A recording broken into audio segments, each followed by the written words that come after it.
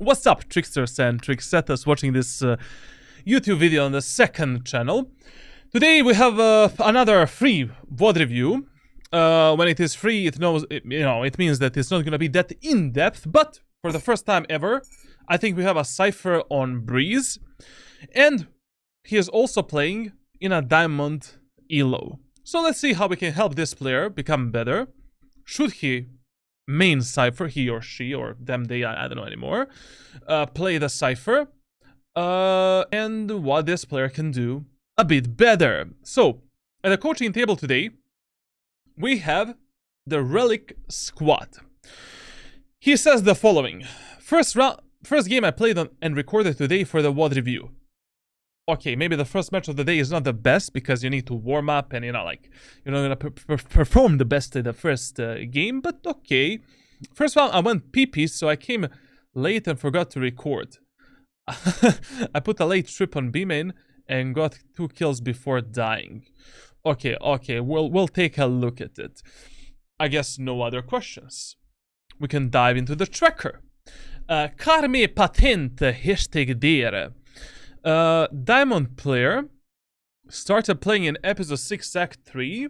Very good improvement and performance, to be honest, like not bad. We're kinda stuck in this Diamond Elo right now, but I really believe that my friend, if you put a bit more hours in, I mean, getting like Diamond 3 in 350 hours is actually really good. Not bad. Not bad. He's really close to Ascendant 1 as well. Like, I firmly believe that if you double your playtime, you will easily get Immortal 1. Easily. Like, with these statistics and with this specific performance. Like, just follow one rule.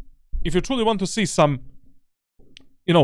some kind of an improvement in terms of your rank, in terms of your, like, progress in Valorant, the minimum, optimal amount of games that you want to play every single day is 3. Like, that is the perfect amount of games to actually play every single day, where you fully try hard, and the rest of the time you can invest in, I don't know, aim training, warming up, I don't know, like custom server practice, developing setup, strategies, tactics, like executes and stuff like that. Okay, not bad, nothing to say, like, this is fine when it comes to me. Statistics, not bad. Not actually really good. Really good. For a Diamond player. Like, the only concern of mine is your KST. Your KST can definitely be much better in this Elo. Like, it is so easy in the lobbies below Immortal 3 to keep your KST between 75 and 80%, and that is the optimal number. Basically, like, when you have 71% KST, that usually means that you're maybe taking some gunfights that you should not take. There is a smarter way for you to take gunfights, or like you can play more on the refrag potential, like be more refraggable teammate, stuff like that. Like, maybe, I don't know, you're playing Cypher, so I don't know really what type of problems we're gonna have here. But usually when KST is this low, your team play can be a bit better and, stop lurking too much. One of the most common mistakes that I see when I coach Cypher players, you guys want to lurk and flank every fucking round. Bro, I totally understand that you're playing Cypher, and you should be making the pressure onto the enemies everywhere. You don't need to play with your team 24/7. But also, in the same time, you should not be lurking and flanking 24/7 and be a predictable idiot. There's only around maybe 10% or 20% of times when you should play separated from your team on the attacker side, and only around like 5 or 10% of times when you should go for the hard lurks and flanks on a defender's side. But I see always like Cypher players like playing alone, letting their teammates die. Like, don't do that. First, let's try the team play game. If the team play game is not working, or if you see that there is some kind of an opportunity for you to fuck up the enemies, alone, do it, do it. Everything else, I don't know, seems solid. Clutch percentage can be a bit better, to be honest. But this is okay. This is solid tracker for a diamond player. And you are primarily maining Cypher, Omen, Reyna, Chamber. You know, like when it comes to maining Omen, I see that you try to play Omen a bit. You know, the reason why I perform much better with Cypher compared to Omen is because you don't have enough playtime on Omen. Like, to truly master Omen, to truly master any agent in this game, you need to play at least, like, I don't know, 500 games with that character. Like, you cannot ditch some agent only because it is, you know, it doesn't work for you right now. You never know if an agent is gonna work for you if you don't give it some time to actually develop all of the setups, timings, strategies, tactics, executes, etc, etc. I don't know what to tell you based on this tracker, like, you know, what you should main and what you should play. You're finding a lot of success with Cypher, so be my guess. You know, you can keep rolling with Cypher on almost every map in the current pool. You know, on Ascent, he's fine. Bind, Icebox, Lotus, Split, Sunset. Maybe only on Icebox I would actually ditch the Cypher, because, you know, other Sentinels are much better. And to be honest, in your elo, since you already love playing Chamber, I would play Chamber on Icebox. What are you doing on the maps? Bind, Cypher, yeah, Reyna and Chamber, good. Ascent, Cypher, Sunset, Cypher. Okay, this is fine. One thing that I also would recommend you is, bro, you know, stop fucking filling. You know, if you're already finding, like, to be honest, in Valorant, team compositions mean nothing. Like, better team will always win, but literally always, as long as you have a good controller for that map. You know, controllers are important, everything else is like, fuck it, like, you know, you're gonna lose the games against 5 duelists. You can also win a match when you're playing 5 duelists. Now, plus you're playing Cypher. You know, you're playing Cypher. Like, I would actually recommend you, based on your statistics, and based on everything that I see here, to actually just stick with a Chamber, Omen, and Cypher, and Reyna. And fuck everything else, to be honest. And maybe Viper on Breeze if you really need to fill Viper. Let's see his performance again. Yeah, okay. So, what you should main on different maps. Bind, I would just rock with a Cypher and Omen as your main picks. And I would actually go with a Phoenix as a flex pick, and maybe like Chamber as some kind of fill, to be honest. Reyna. But fuck the Reyna, like, focus more on the Phoenix on Bind. Phoenix is really good on this map, if you already don't want to play Jet and other duelists. Icebox, if I was you in this elo, I would just rock with the Chamber as a main pick. It's so easy to carry the games on Icebox with Chamber, plus the map is really open.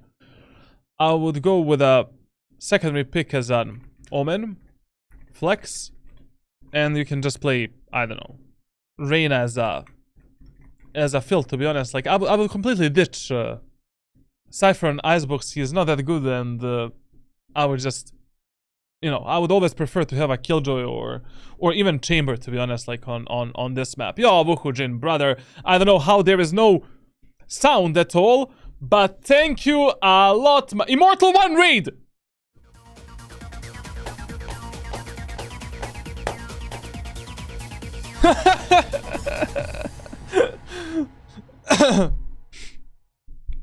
Immortal 1 raid, huh? Are we getting that Radiant this sect, huh? Maybe yes, maybe not, but I really believe that you're gonna get it. You're gonna get it like next act 100%. Okay. We're doing a Cypher VOD review on Breeze. So like, flex it. Let's see. Oh, Jesus Christ, maybe I'm gonna show something that I should not show. Professional streamer, huh? Let me just see something. Not bad. Not bad, really good. Getting better.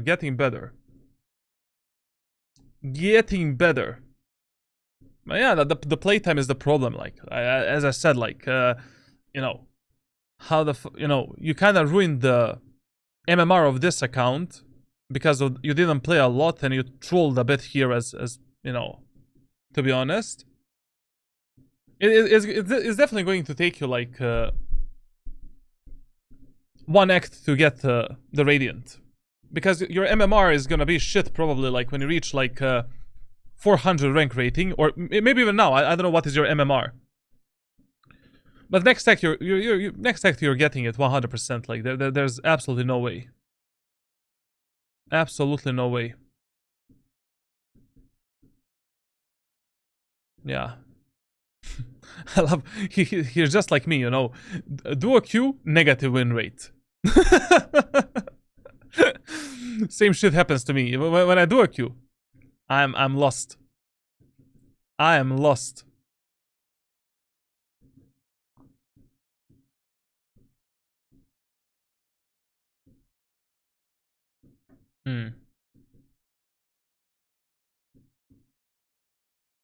Not bad, not bad. Not too shabby. Not too shabby, to be honest. Sunset the worst map with Ray. Breeze the best map and Sunset the worst?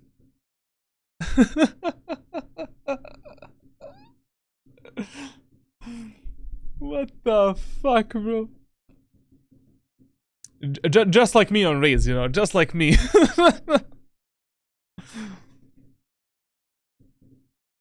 Very good, very good. Very, very nice.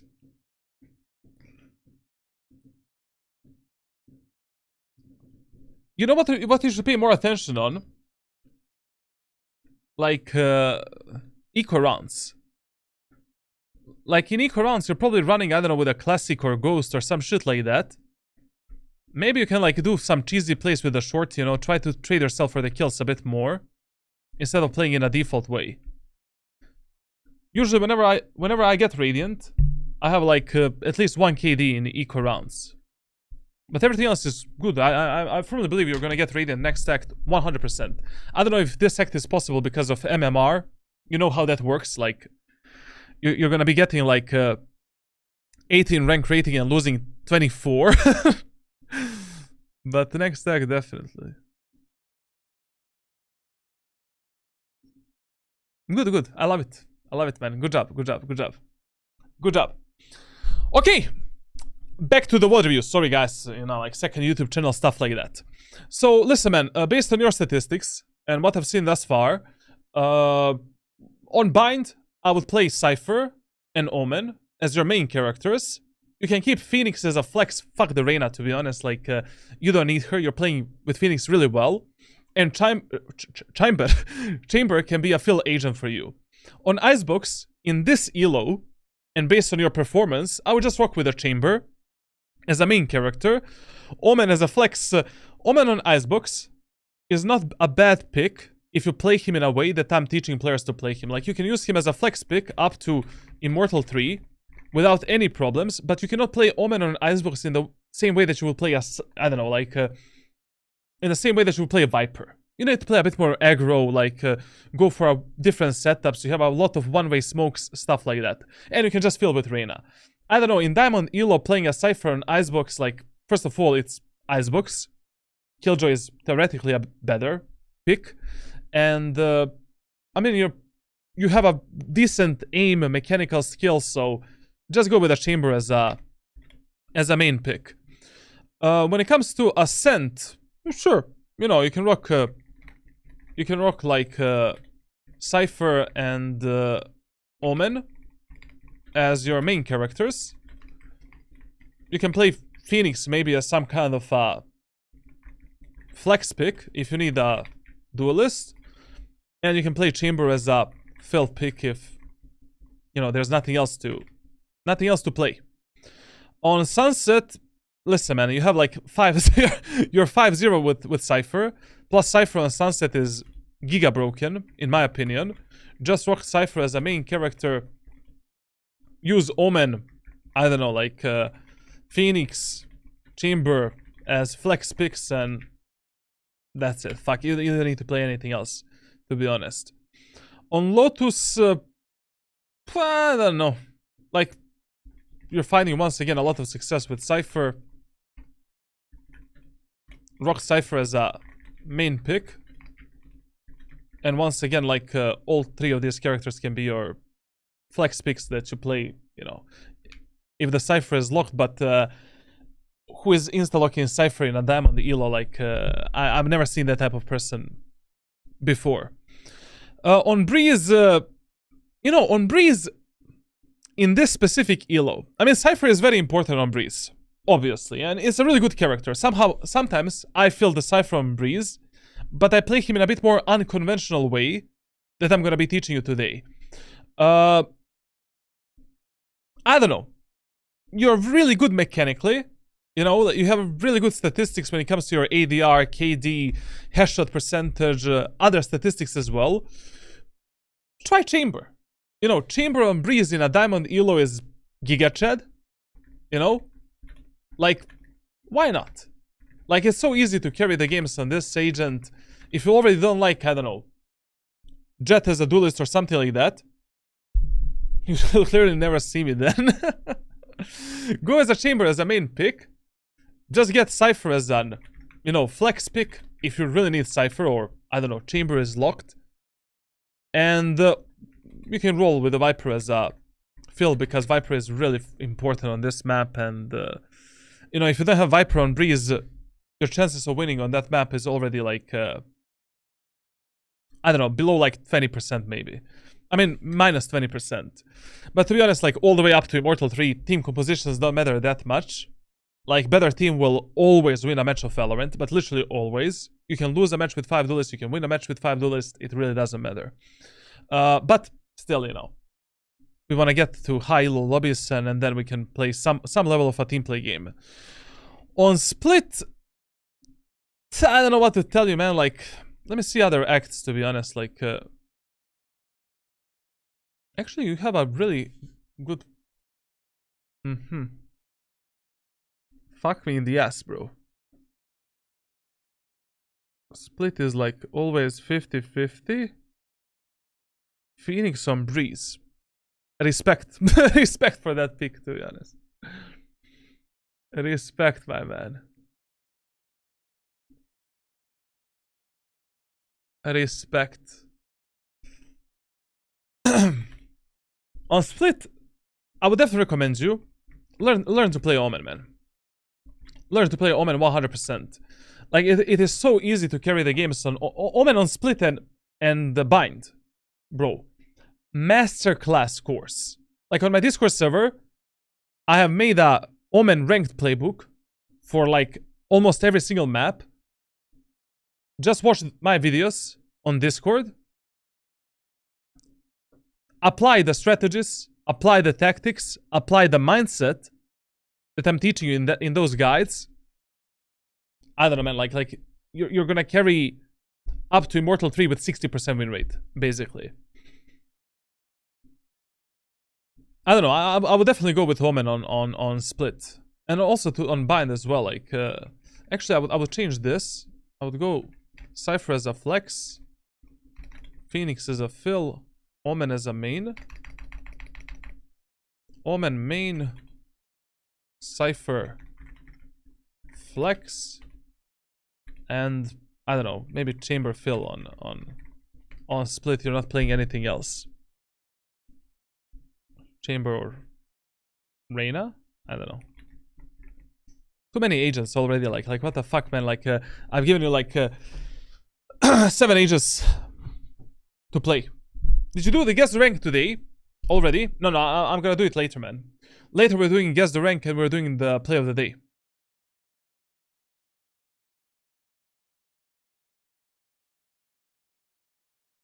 How is he having trouble on Split as a Cypher main?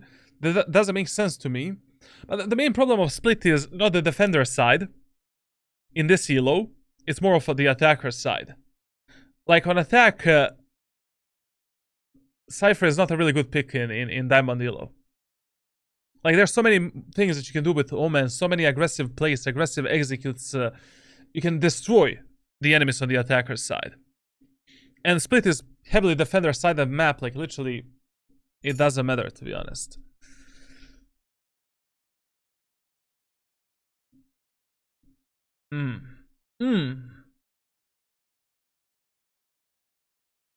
Yeah, you know what? Fuck the Reyna. Fuck the Reyna, let's remove this shit from here. Let's remove this shit from here. You're playing very well with the Phoenix, brother, and you can try Phoenix as well. So bind Omen, Cypher Flex, Phoenix Chamber Fill, Icebox Chamber main Omen Flex up to Immortal 3. And you can play like Cypher as a fill if you really want to play Cypher on this map. Ascend Cypher Omen main, Phoenix Flex Chamber Fill, Sunset Cypher main, Omen Phoenix Chamber Flex, Lotus Cypher main, Omen Phoenix Chamber Flex, Chamber main. Okay. Let me see your gun statistics, man. And let's dive into the VOD. Oi, brother, man.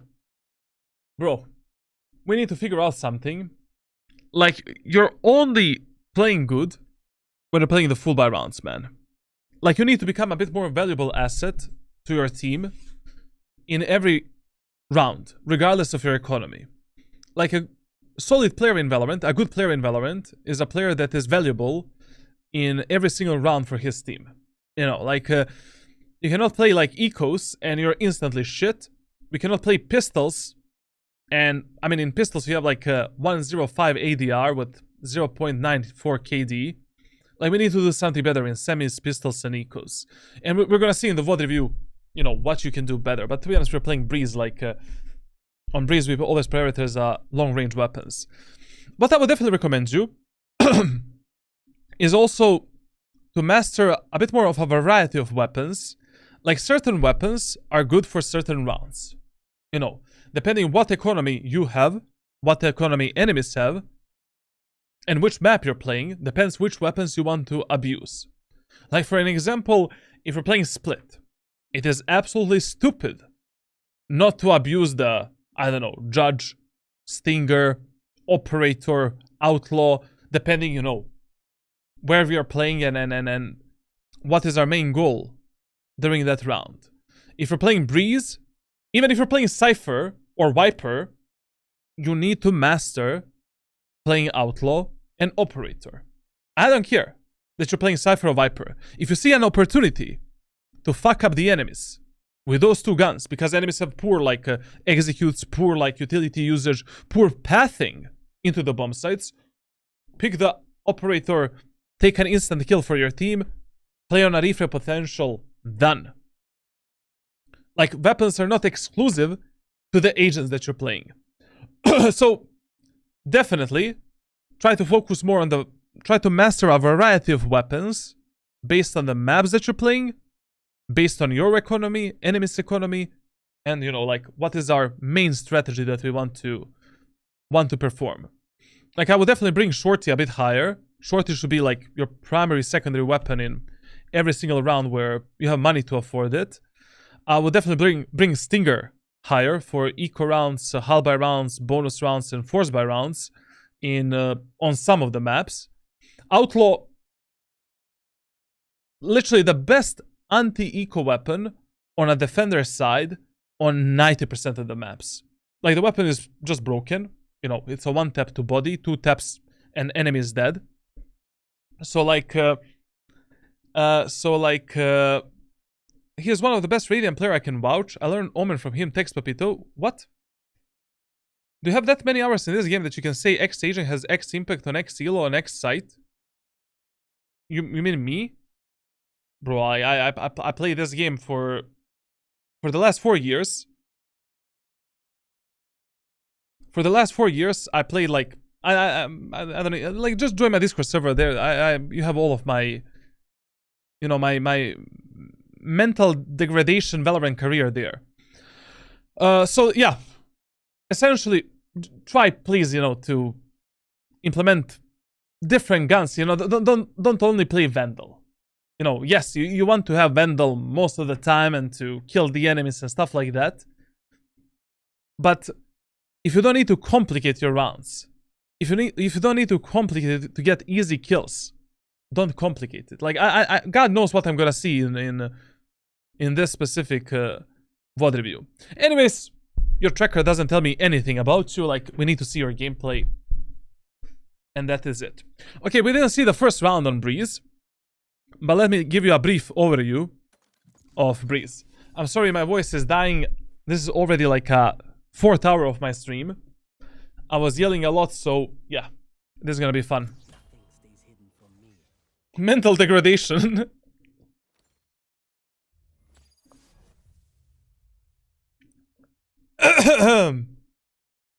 Has anyone else felt Elo is weird this act? Getting average Diamond 3 ranked games as Ascendant 2? I don't know what's happening with solo queue. Like, but the last 2 acts are the worst acts that I have ever played in Valorant. I just don't know what's happening. Like, it's never been this bad, to be honest. Like, so many, like, unbalanced games, different, like, I don't know. Pro players are also not playing that much these days as well in high-low lobbies. I'm not meeting that many pro players as before. I don't know what's going on, to be honest. People are kind of sick from playing for the for the same gun body over and over again. Okay, let's talk about just a brief Breeze overview. So, Breeze is a slow rotation map. What does that mean for you?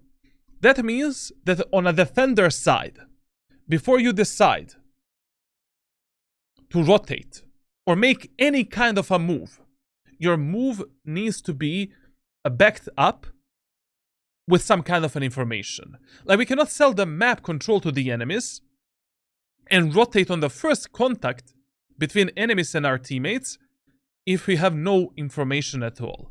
So, you know, if we're playing, I don't know, B site as Cypher, and you see some of the enemies pushing A site, ask yourself some questions. You know, question number 1 can be, how many enemies do I see in the A main area of the map? If you don't see all of the enemies, let's wait a bit. Just a bit, you know, don't make a rushed out decision. Question number 2, do we see a spike? Question number 3, what is the macro and micro playstyle of the enemies from the previous rounds? Do enemies love to push together? Do they have somebody that likes to split, play alone, punish you on the opposite part of the map? And then make some kind of a decision. Question number 4, how much map control enemies have taken from you? I mean, if I see at least one enemy, I don't know, here, fuck it, like I'm gone. I'm gone. Like I'm either rotating or taking more like space from the enemies from behind. Or if I see one enemy at the doors, or one enemy close to the doors in the bridge, or one enemy on top mid, insta rotation, take more space from the enemies, try to support your teammates, and that's it. Question number 5. Are your teammates well and alive? If your teammates are just pressuring the enemies back, enemies are not able to get out of the choke points, you can chill a bit. You know, you don't need to rotate immediately. You can see how that, you know, gunfight is going to develop and how that gunfight is going to go, and then let's make some kind of a move. Now, on the first teammate dies somewhere. Like, your teammates at the doors dies, for an example, or teammates on A side dies. We need to make some kind of a move. We either want to rotate faster and fight with our allies, or we want to take more space from the enemies and try to, you know, pressure the enemies somewhere. Especially on Breeze. Like, on this map, you will need to go for more 50-50 plays, 50-50 gunfights, and you will need to take more space from the enemies alone. You know, like on this map, lurking through elbow, going through the bridge, through the tube, like taking the space somewhere is always a good idea. Like, you can play the first 4 rounds in a bit more passive way. You know, just hold the angles, hold the bomb sites, see how the passive gameplay works for you. But from the 4th round, you need to make a decision. Is the passive gameplay working for us? It's working? Okay. We don't need to change anything. Passive gameplay is not working for us. Okay, we need to play more aggressive. Try to punish the enemies somewhere. Either alone or together with our teammates. And also, on this map, you get better on breeze as you're getting mechanically better. Like, essentially, breeze is just the worst map for, I mean, both ranked and esports, to be honest. Like, it's literally the cancer of the map design. Like, whoever designed this map, like, probably they deducted the payment from that person, like, that specific month. Like, on this map, your micro corrections, you know, like large angle flicks, positioning, reaction time, how you're holding the angles, all of that, all of your mechanical skill matters a lot. But a lot. Like, you should never be overexposed from enormous amount of angles. You need to have a proper crosshair placement for the enemies, proper pathing, proper angle clearing. Mechanically, in terms of your raw mechanics, you need to get better. Like, in long-range gunfights, playing snipers, operator, micro corrections, all of that stuff.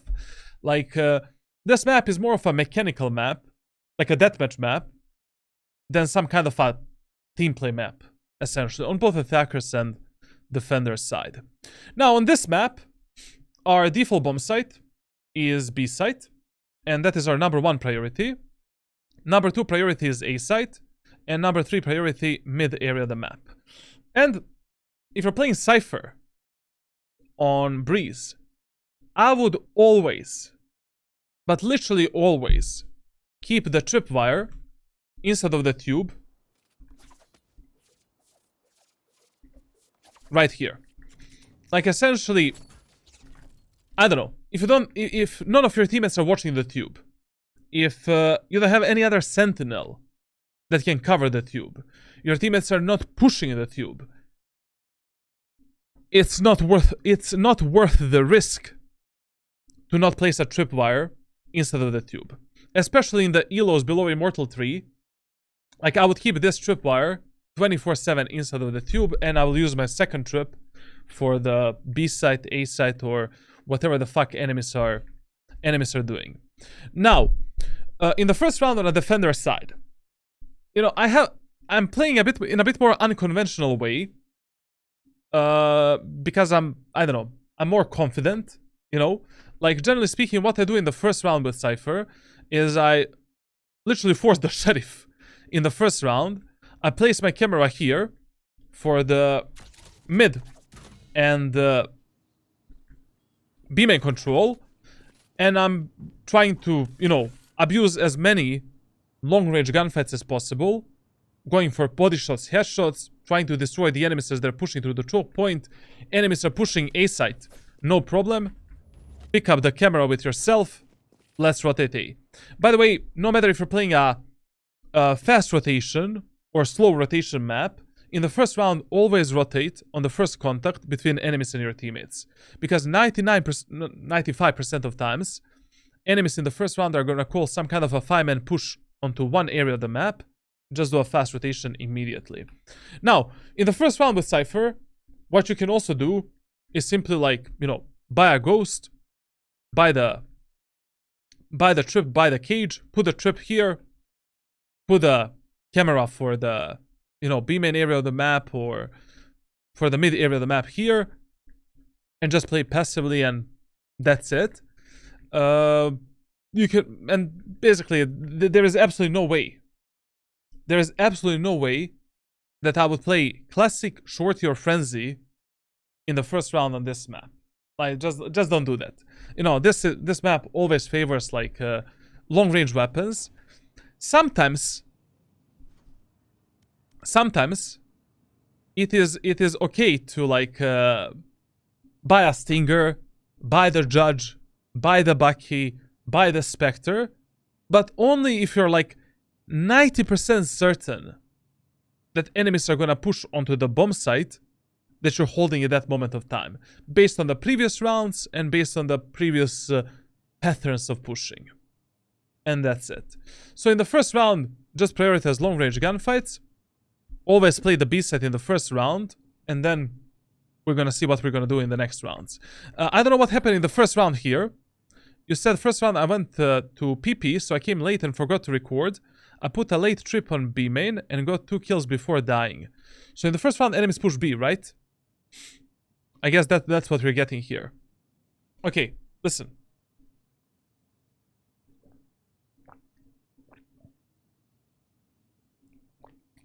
if I'm Cypher, I almost exclusively buy full trip and full cages with nothing else on pistol round.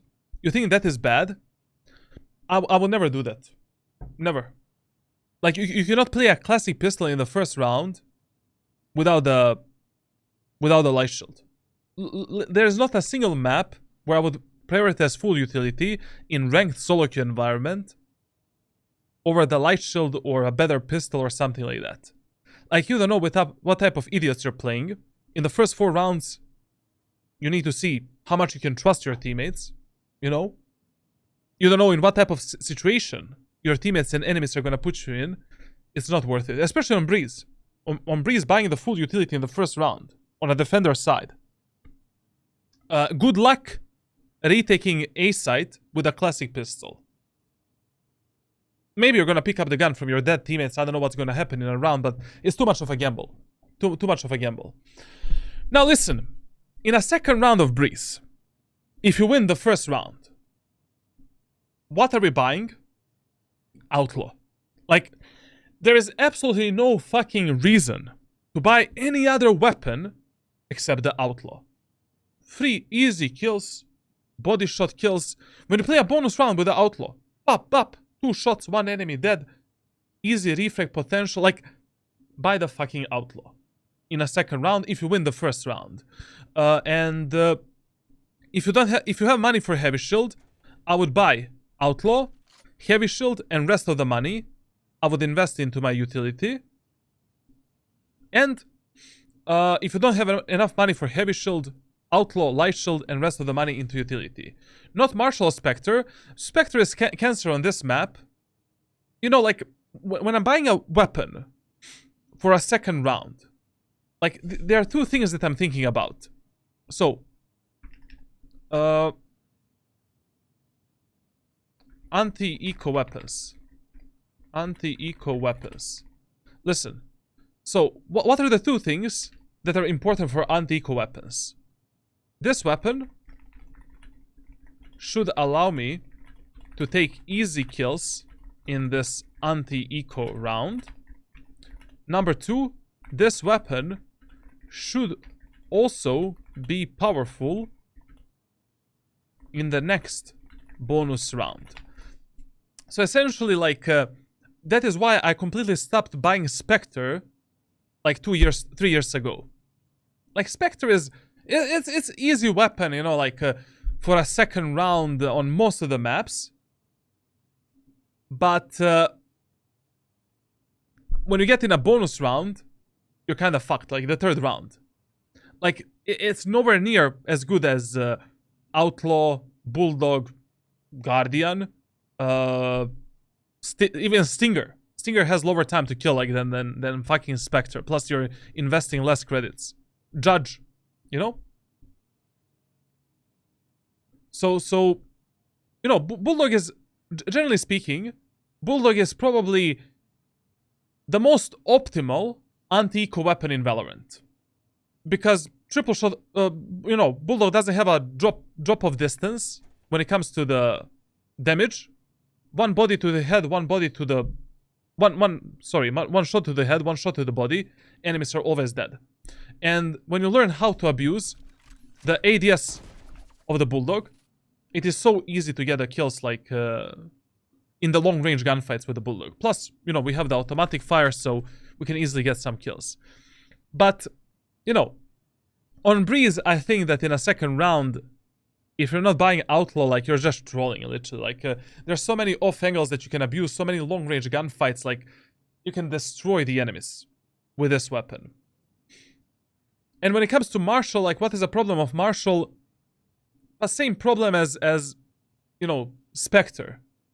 Marshall is good in the second anti, you know, eco round, but the problem is a bonus round. Like, I would much rather have the Outlaw with myself. And then I can go for easy two body shots, pop, pop. Delete one enemy, reload, pop, pop, maybe delete one more. You know what also happens a lot of the times? Your enemies are not gonna follow a proper economy management. Maybe they're gonna force a bit in a second round, like the sheriffs, marshals, I don't know, something. And then in a third round, they're gonna play again with a light shield. And that happens a lot in high elo lobbies as well. A lot of the players love to force in a second round, when they lose the first round, a sheriff. And then I win the second round easily. In a third round, they have the light shields with the vandals. I have the outlaw, bap bap. Easy kills. Do you use 1-to-1 sensitivity multiplier or less for the zoom? I use 1-to-1 because I don't have any problems, you know, playing snipers with this sensitivity. Like, I can easily, you know, move around. The only reason for you to use this multiplier is if you're having a hard time, you know, like, if you need to drive a truck when you're aiming. Like, let's say you have, like, I don't know, 0.1 sensitivity on 800 DPI. That's too low, like 0.2 at 800 DPI. You know, this is a bit more, you know. Actually, this is also fine to, you know, why the fuck would you have a 0.1 sensitivity in Valorant, you know? I don't know. Like, depends on your main sensitivity, to be honest.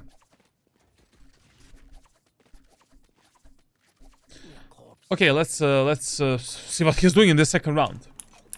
Guys, Y3A, please look mid.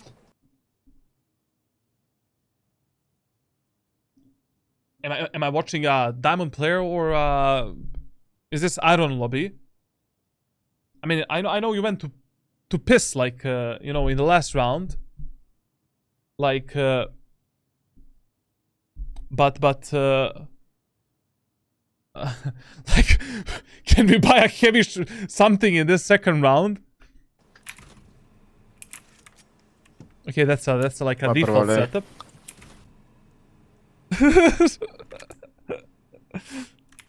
I forgot to buy. Bro, how do you forget to buy a weapon, man? Like, with Chamber second round, is it a good buy just to get a headhunter? Depends how good you feel mechanically. If you think that you're a mechanical demon, yeah, you can do it. Why not? But I would always go the safest route, you know. Buying some good weapon with a heavy shield or light shield and trying to win that round. Because you didn't win the first round to lose the second round. Always remember that rule in Valorant. Like, don't let your economy, poor economy management, impact whether or not you're gonna win the rounds in Valorant. Like, there is a, you know, there's no in between here. Like, there's a proper economy management, there's a stupid economy management, and that's it. Like, for example, I don't know if there was ever a moment of time where in a second round, when I won the first round, I didn't buy anything. How do we forget that? It's impossible. Like, there should be something on autopilot mode for you. The round is starting. Let's prioritize buying the weapons. Later on, I'm gonna do the setup if I'm late. That's it. Fuck it. Like, this round we can easily lose because my dude has only a classy pistol.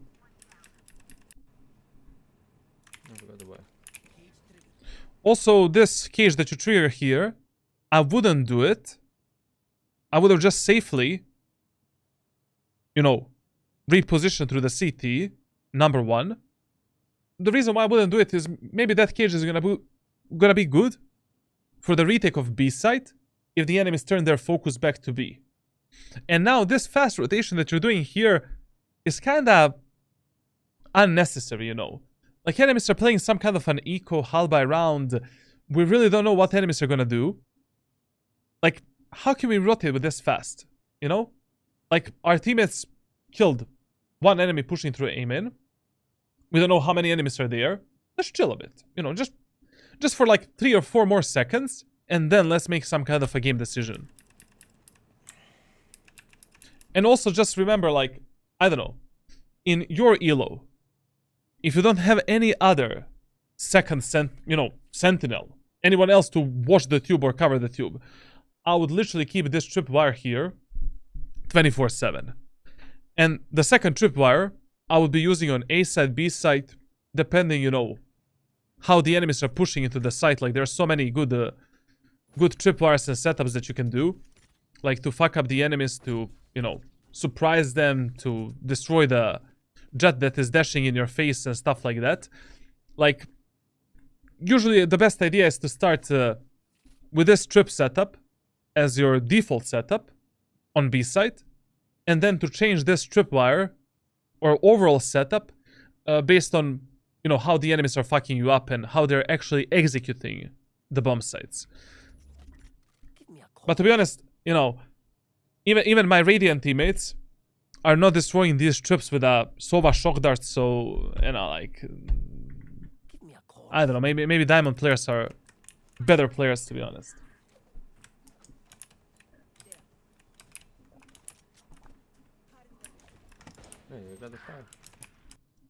And this is why you should always keep this trip instead of the tube. Like, your teammates are not gonna be aware of that area of the map. Like, whenever I'm placing my utility or positioning myself somewhere, I'm also always trying to subconsciously, to silently support my teammates somehow. Like, a lot of the times, I'm not really giving the comms to my allies, but I'm trying to give them the silent support, because they're not gonna think about all of these timings, about all of these possibilities. Like, that chamber kill on the sky, really fucking pointless, you know, to be honest. And your teammates should have been aware that chamber has a timing to lurk through the tube, plus it is an eco round for the enemies. Like, in eco rounds, when enemies are playing eco rounds on the attacker side of Breeze, you should always expect some kind of a flank, lurk, defaulting. Like, they're gonna be like ants, you know, that are spreading across the map, picking some solo fights left and right. So, you know, like, put that trip in the tube. Bridge. You know, we can lose this round because we have a classic pistol. What about the chamber on the right side? Listen. So we're playing a Cypher. Like, one of the reasons why I started playing Cypher recently, and why I'm okay Cypher player. Like, I'm not really the best Cypher player to watch.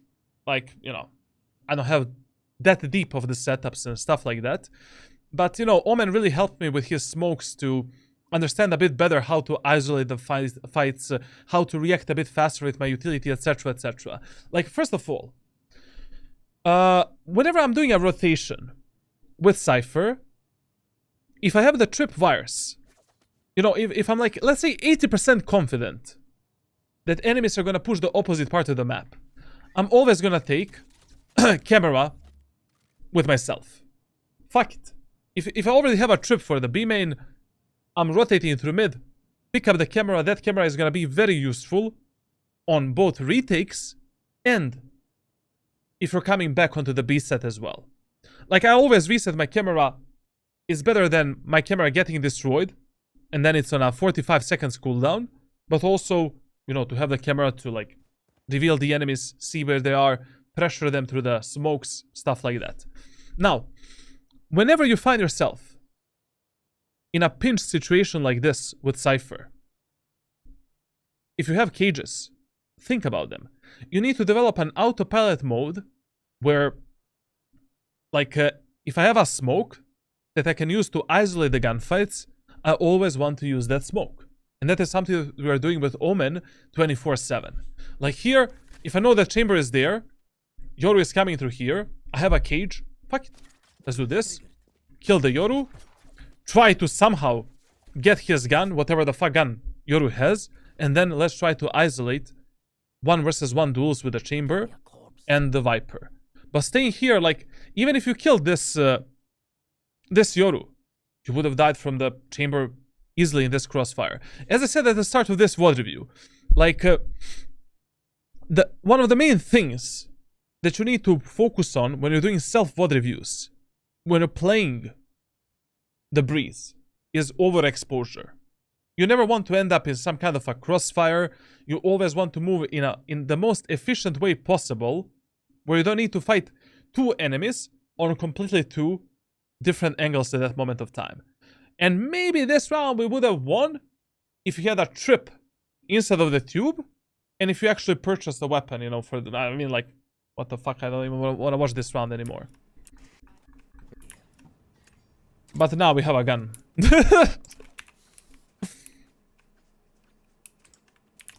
Listen, to be honest, to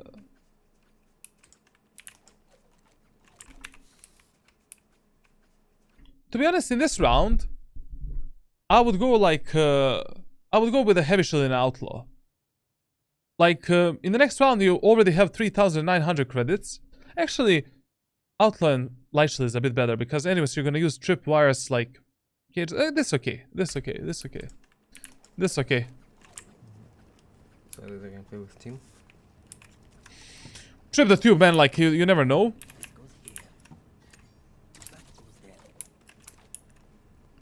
I mean, I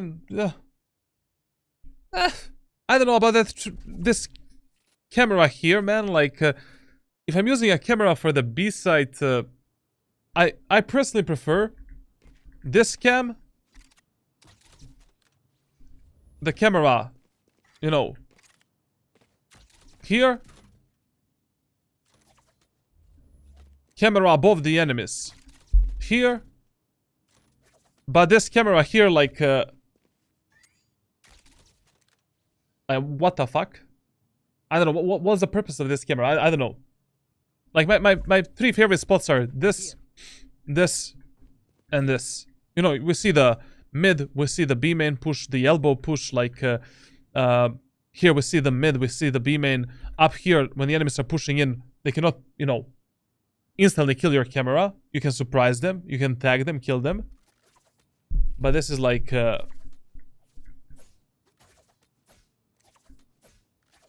this is like really, really bad. I don't like those cameras, top right, but the one next to the leaves. Give me a corpse. What? Reyna, if your clones hit the tripwire, I'm gonna cage and you shoot it, okay? Lols.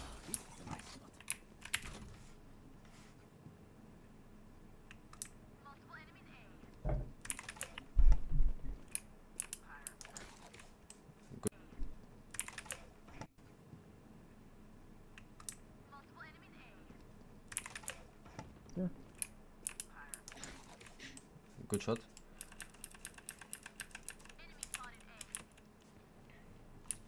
There, I guess. Yeah, ole. Guys, maybe you're TPB. Maybe you're TPB. What the fuck, man? How did you do TPB, man? Like, the guy's in the A, man. Base game, No, guys. Planting A. hit the PT. Planting A. NPC comms, man. And that's why Outlaw is really good. Okay, the only tip I'm gonna give you for this round is, you know, definitely change your setup on B site. You know, try to find a better camera spot. And if you already listen, I'm gonna give you one very important rule when it comes to reading your teammates. Reading the teammates. Observe the body posture of your allies. Like, when I'm starting the rounds on both attackers and defender side, I always take a sneak peek on the minimap to see what my teammates are doing. A lot of the times, especially if you're not playing in the NA lobbies, your teammates are not going to tell you for what type of a play they're going. And you will need to read their mind based on their utility usage, pathing, or body posture.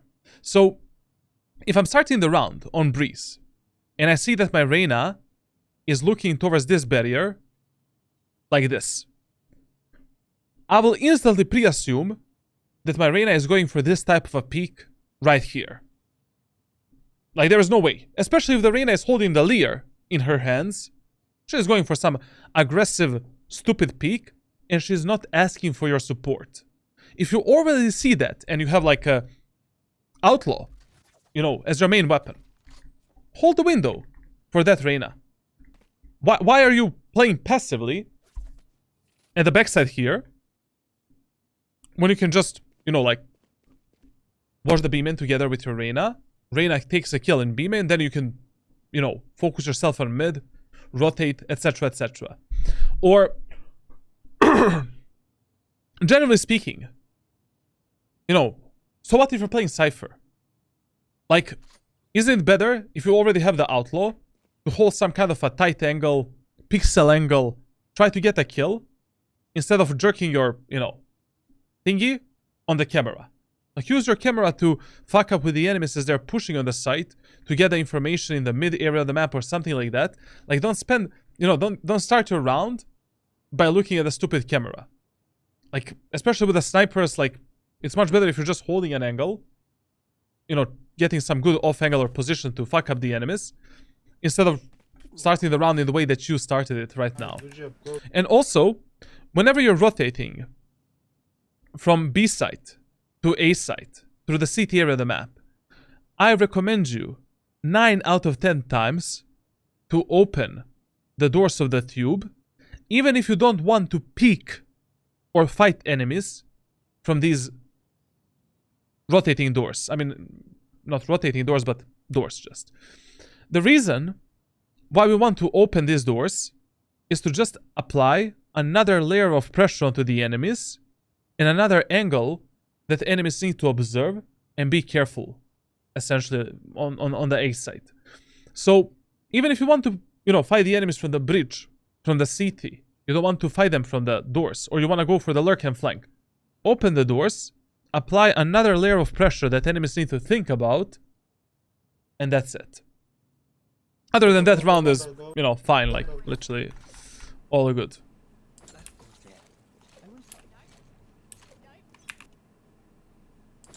I don't know about this trip. Like, what the fuck is this trip for, man? Like, I mean, enemies can go above the trip there. Like, you need to find some better setups on YouTube, and like, if you're, I don't know, like, if you want to use a trip for the mid, at the end of the day, just use the trip here, bro. Like, why the fuck are we using a trip here? That enemies can, you know, cross jump, etc, etc. Like, camera can spot the mid area of the map at the end of the day. Personally, I feel it's, if you already want to use 2 trips for the B site, I would use 1 trip for the B main. I would use the 1 trip somewhere on the B side to fuck up the enemies. You know, there's a lot of good, you know, weird setups that you can use, weird lineups, and use my camera to spot the mid area of the map. Watch Peak, he got some goated setups. Yeah, Peak is really good with the setups because Peak knows that his mechanical skill is shit, and he needs to take the kills based on these setups. I mean, that's what he said. Like, I don't, you know, like, that's his words, not me calling him mechanically bad.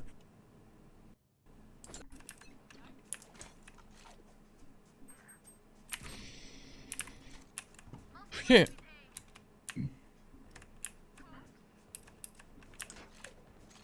Okay. Good job, team. How do we have Phantom? Go under. Did he pick the Phantom here? Ah, he picked the Phantom, okay. Oh, here. Good job, team. Bro, here. Sky. Half HP.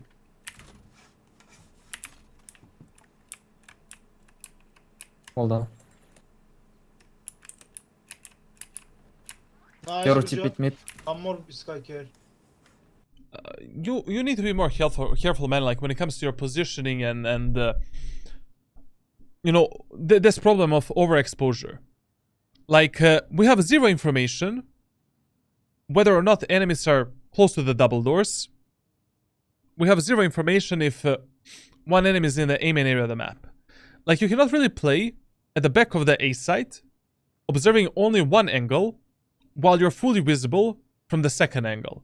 Like this problem of positioning and overexposure is one of the main problems that I see in the VOD reviews on Breeze. You just need to choose better positions to isolate the angles a bit better, and that's it. Like here, you know, there was absolutely no reason for you to even go at the back of the A site. Enemy's controller is dead. Let's just play back from the yellow crates or from the stairs, watching the A main area of the map, double doors as well. Like, that's much better. We're also 3 versus 3. At the end of the day, we don't need to risk this much. We don't need to search for some solo picks and solo kills. Maybe we can play with our teammates, try to punish the chamber that was on tower, instead of guarding the A site. Generally speaking, like on Breeze, whenever you are like 3v3, 2v2, or you have numbers advantage over the enemies, prioritize team play over the map control. The map is just huge, essentially.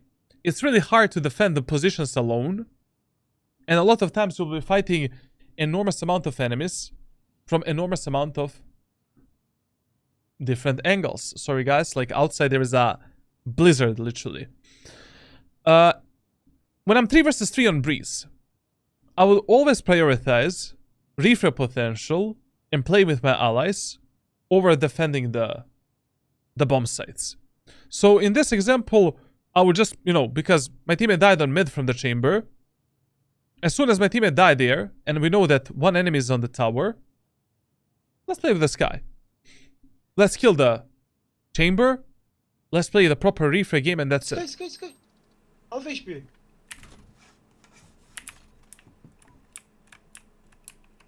Hold on. Nice, Yoru good tip job. it mid. One more Sky carry. No, we can die from the double doors here so easily. Maybe TP.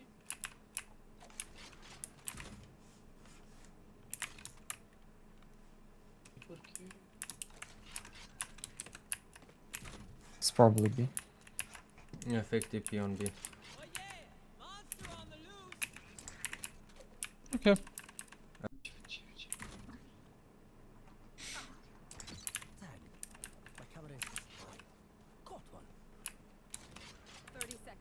Good job. Wait, Viper. Good job. Okay. Hey, okay. bro. Oh, Jesus Christ, No, sorry guys. Yes. Bathroom. Okay, I mean, very, very boring round, like, nothing really, like, to talk about. So when you say prioritize team play, do you think he should just leave A set and go hold an angle with his Sky or Viper? Exactly. Like, this is one rule that I follow in ranked solo queue on almost every single map in Valorant.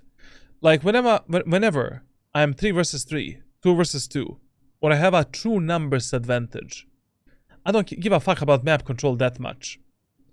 I'm always like prioritizing playing with my teammates and making sure that my teammates don't pick some 1 versus 1 gunfights that is gonna put me in a numbers disadvantage position. Like playing a 3 versus 3, 2 versus 2 retake on any map in Valorant is totally fine.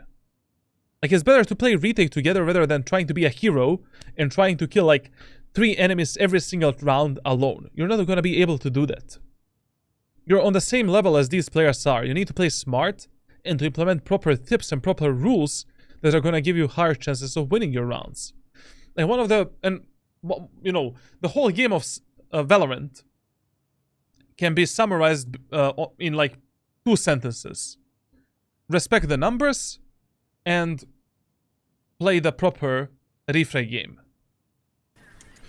Now in this round, once again, it's absolutely fine that he's playing B set. I mean, you know, enemies are, you know, focused more towards the A side. But we punish the enemies so much on A that I don't think that enemies have the confidence to go A in this round. I would also play B set this round because we have no idea where the enemies are gonna go. My man. What the fuck is that camera, bro? Like, Middle, doors, rushing doors. Nope. Mid care guys, mid care. I don't know why you're starting so passively on a defender side. Like, this is one thing that you should definitely change. I mean, if you have some kind of a setup that you want to abuse, okay. But I feel that you're starting way too passively on a defender side. Like, why would you be in the CT watching the camera for the B main and not being able to capitalize on your setup and to capitalize on your Reyna fighting the enemies? Like, okay, we want to use a, I don't know, a tripwire here, smoke here, whatever. We can use a one-way there as well. You'd want to use some kind of a camera like this, even though, I don't know, why would I ever put a camera there? Why are we starting in the CT?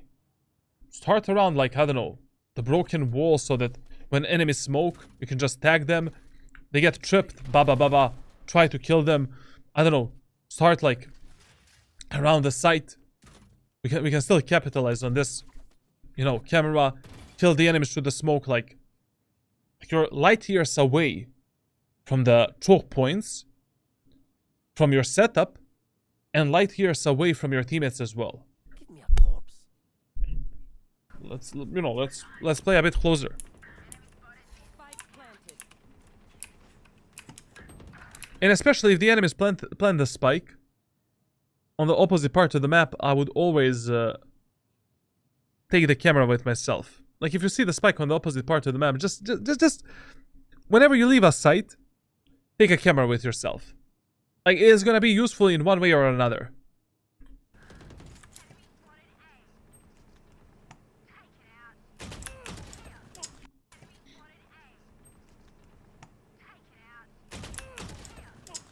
Okay.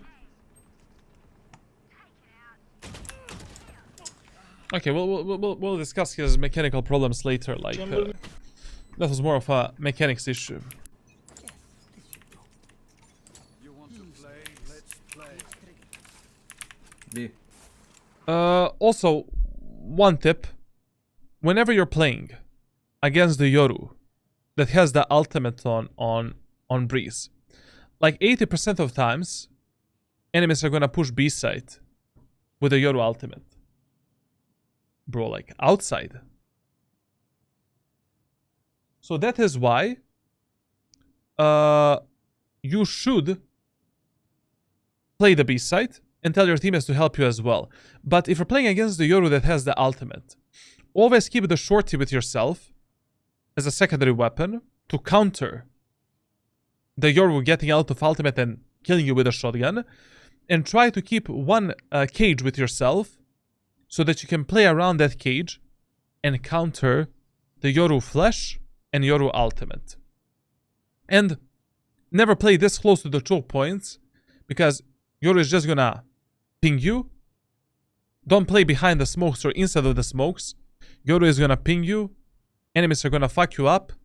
Like, either play more aggro or play a bit more passively and, you know, around some angles and corners where you can hide from the enemy spam. I ulted.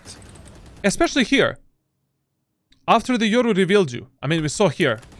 There was a bubble around you. Enemy Yoru saw you. We spammed the wingman. We need to reposition. Like, we cannot stay at the same angle from which we spam the enemies and where the enemies can easily spam us back. Like, after every single fight that I take in Valorant, like, whenever enemies reveal my position, I always make sure that I'm an unpredictable target, unpredictable enemy to be fought at that moment of time, and I'm always trying to abuse as many different off angles and spots to actually kill the enemies. So here, if I kill the wingman from this position, I'm gonna move a bit more to the right side so that enemies, you know, don't have easy time spamming me. Then we're gonna kill this idiot like Gecko. After the kill, reposition again, maybe behind the broken wall, etc, etc. I hold it. 1 tube. Before them.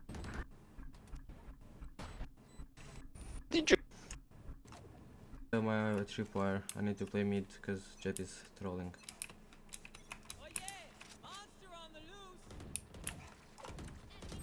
It's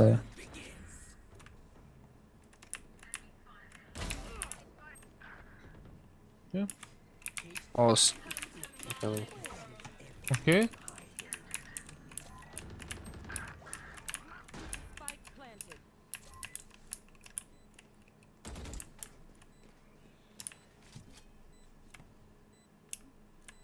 Last player. Jet trolling, huh?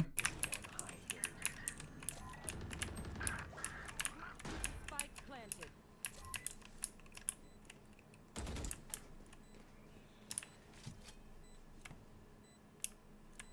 Last player.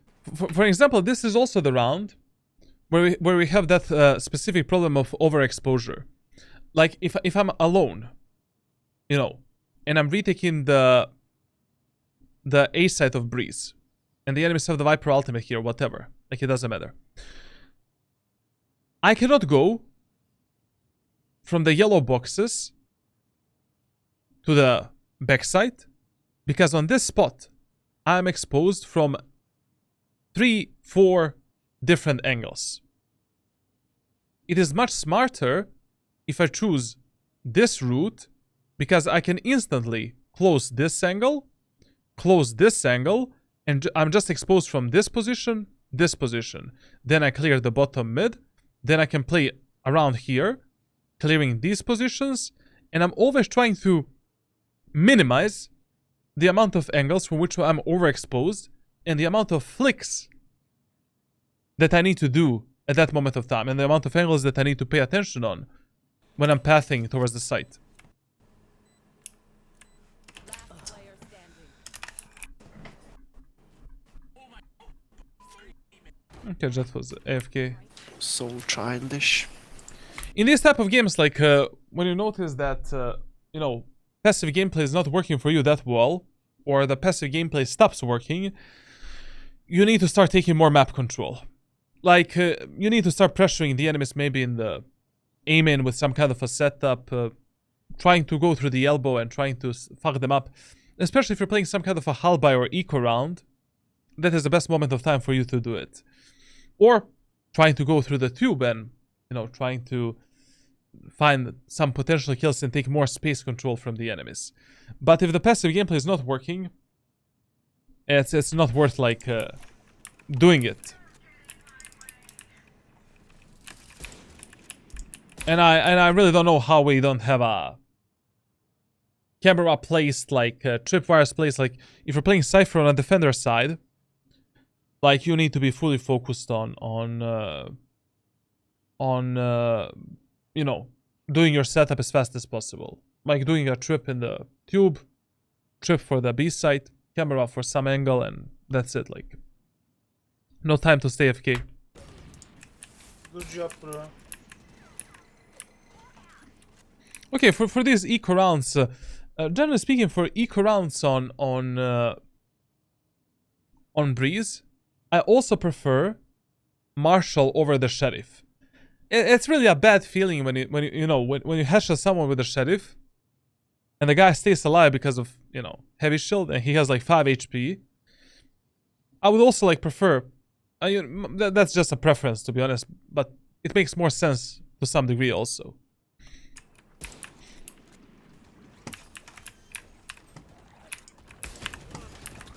Oh my god, chamber mid. Oh my god. I don't know, man. Like you're playing Cypher, brother. Like this round, like what the fuck is going on?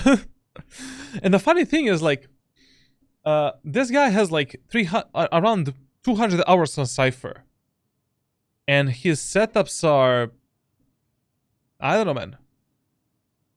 This can be much better. And bro I was don't know. ascendant and is doing this in time in the lobbies. Bro, that's fucked up. How can you even act like this? Are you fucking retarded, bro? Like, what the fuck? Hey, well. Bro. Kill, tüp tüp tüp. Okay, one thing that I want to emphasize in this VOD is that in this specific game, we can do much faster rotations and make much faster game decisions because already in the first 4 rounds, we saw what type of playstyle enemies are playing. Enemies are always pushing S5, committing only through one choke point, towards one specific bomb site. Very rarely do they rotate, and they usually have a chamber that likes to lurk, flank, and basically, take a space somewhere else. So, we can make game decisions much faster based on certain information that we have from our teammates. They're entering A.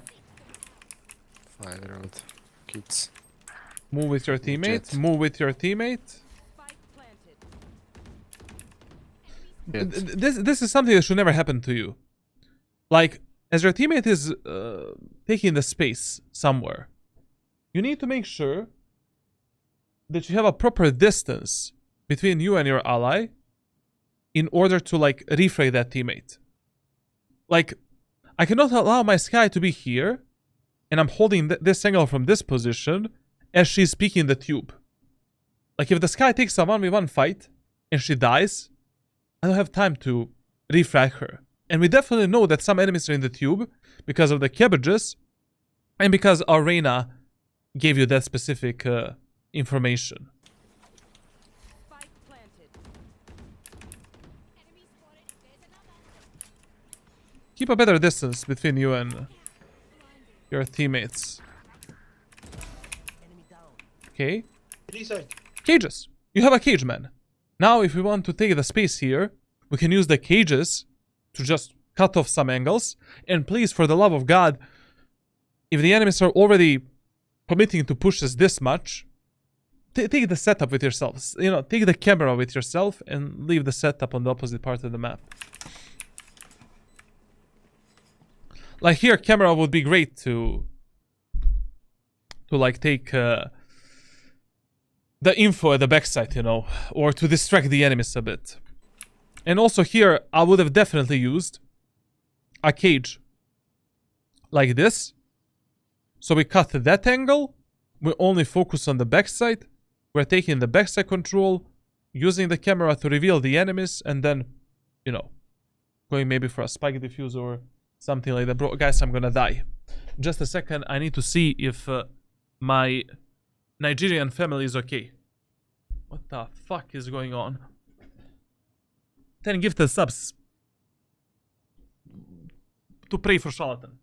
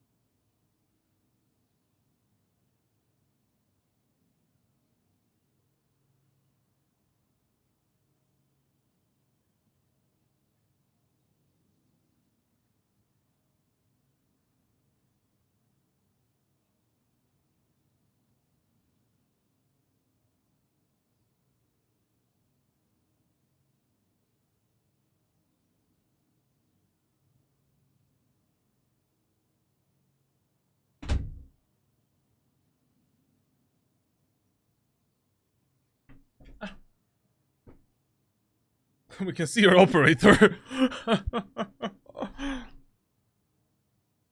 Sorry guys, like literally outside it's so windy. Fucking Jet is dashing into my house. Okay. This is why we needed to put a cage there, so we are only isolating one angle from which enemies can kill us at that moment of time. we look at the backside, and then ba ba boo ba ba boo, ba ba ba ba ba boo boo. You know, easy kill. Onto this Reyna. Use your utility more to isolate the angles, to get the information, to have the proper crosshair placement, and to not die in such a stupid way. Okay. Listen. So, Windy, your pants blew off. Listen. Generally speaking, I don't know. I personally prefer Marshall on this map over the Sheriff. But, you know, if you want to play Sheriff, sure, play Sheriff, you know. Especially when you're playing, you know, in this elbow position here, you know, be back. I think that this camera is really fucking good, to be honest. Like, maybe, you know, you can use a cam here for the mid and for the B main. We can use a cage up here. And then, you know, when the enemies are pushing in, we tag the enemies that are dashing in or something like that. Bam. Open the cage. Ba ba boo, ba ba ba. Easy kills. B main. Wall B.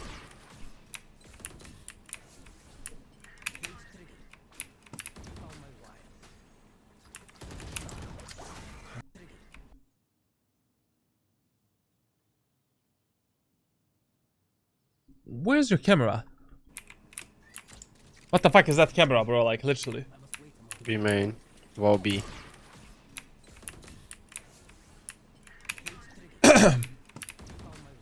I don't know if I even want to talk about this round. Like, my guy just pushed like a Yoru clone instead of his smoke. Look at this. fake Cypher clone. Listen, just remember that usually in those eco and halberd rounds on Breeze, on a defender side, you can be a bit more unpredictable. You can try to like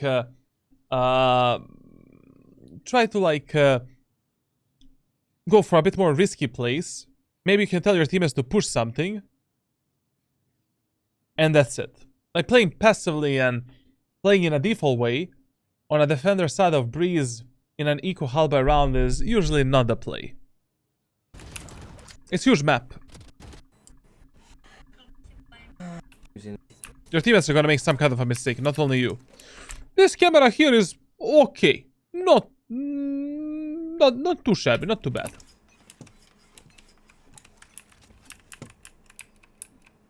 A steps. I would never in my life hold the mid area of the map like this. And the reason is because enemies can peek me from 3 different verticalities and from 3 different horizontal positions as well. So here we have a problem. First of all, why does this needs to be a headshot angle? It doesn't need to be. Like, you know, fuck it. Second of all, we have this position, this, and this position from which enemies can peek us.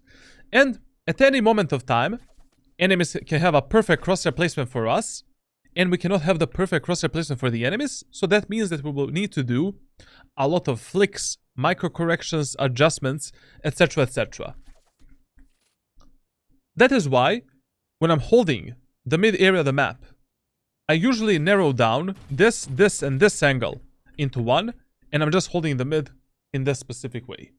Unless I have the teammates in the tower that are already holding the elbow for me, so I can hold this area of the map a bit more aggressively. But if you don't have the teammates in tower holding this angle or this angle, then I would just recommend you to play a bit more passively and hold the mid from this position. Especially as a Cypher, you know, you don't have any escape tool, essentially. If your cam doesn't spot mid, I think it's troll. I also think so. Like, generally speaking, like, I really love this camera and this camera here. Like, it does the job, you know? Like, I need to have this information and I need to have this information. You know, like with this camera, I see if the enemies can go into the nest, tube. I mean, nest. 1, 2, please go. A wall.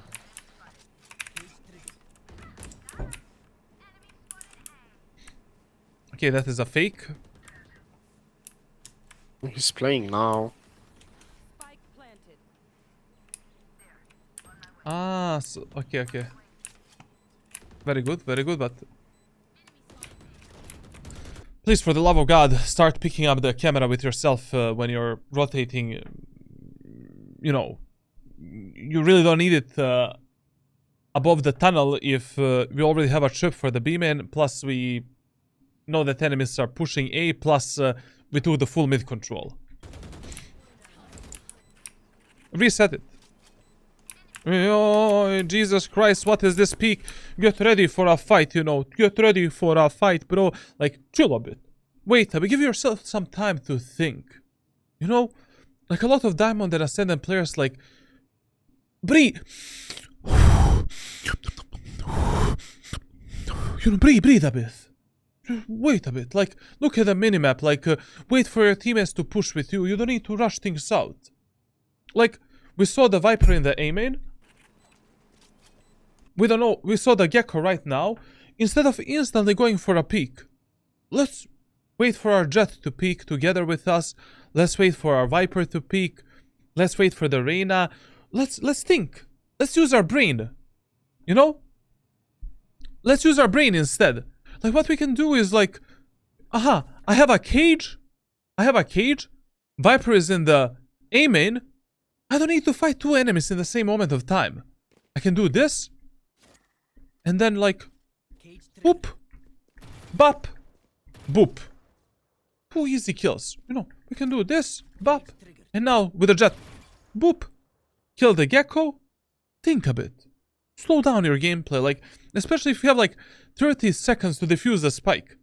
Or is there someone, you know, behind your chair, like, holding the gun to your head and is like, man, you need to push right fucking now, or, you know...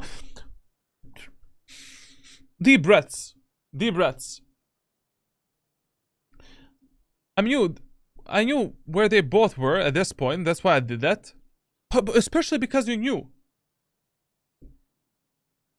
Like, why do you need to rush things out? I mean, you're playing in a Diamond Elo.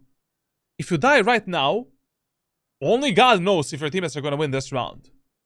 I mean, it doesn't matter. Like, you're playing Valorant ranked solo queue. If you die in a round where you're 1 versus 5, you don't know if your teammates are gonna win that round. You never know. Like, what the fuck your teammates are gonna do. Especially when you're playing retakes. And enemies are playing post-splint. Chill a bit. Value your life. You know, yes, if you die in a video game, you're not gonna die in real life, but still... Try to close out this round with a minimum amount of casualties. Let's preserve our economy. Let's fight smart. Let's fight together. Done.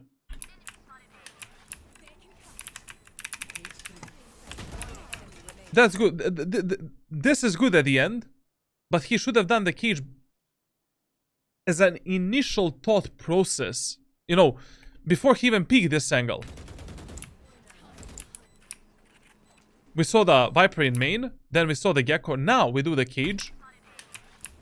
And he was holding this angle. Why?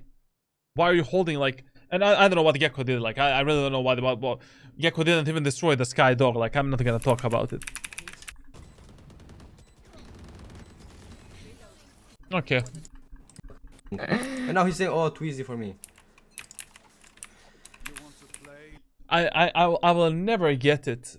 Ever during this VOD review, why our main character is starting in the CT position. You know, why is our protagonist starting like this?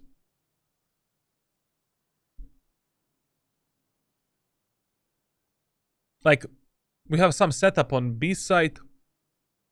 No one is guarding the mid. Maybe we can, you know, guard it from the back of the B side here. The tunnel. Our Reyna is fully overexposed on site. Ready to die at any moment of time. We don't have a camera for anything. We need a camera for the tunnel, for the tower, for B main. Camera is not up, you know. Second trip is not in the tube. It's nowhere, to be honest. Like, you need to have some better preparation phase, man. You know, you need to have some kind of a plan for every round that you're gonna play. based on what enemies are doing or what your teammates are doing. It's like you don't have any plans at all. Like, watch a bit of the Nats gameplay, Gosu Peak, even though Gosu is like Diamond Ascendant player, you know, he has good setups. Good, like, you know, good setups. His gameplay is a bit more passive than, you know, Nats is probably the best, one of the best Cypher players right now. But this is like, you know, even I don't play a Cypher like this. Let's play. To be honest, I play Cypher in a really much different way. Like, I play him like a Omen duelist. They will. They're entering A. Pick up the camera. Camera with us, bro. Camera with us, man. We need that. Spike planted. Pornhub. What?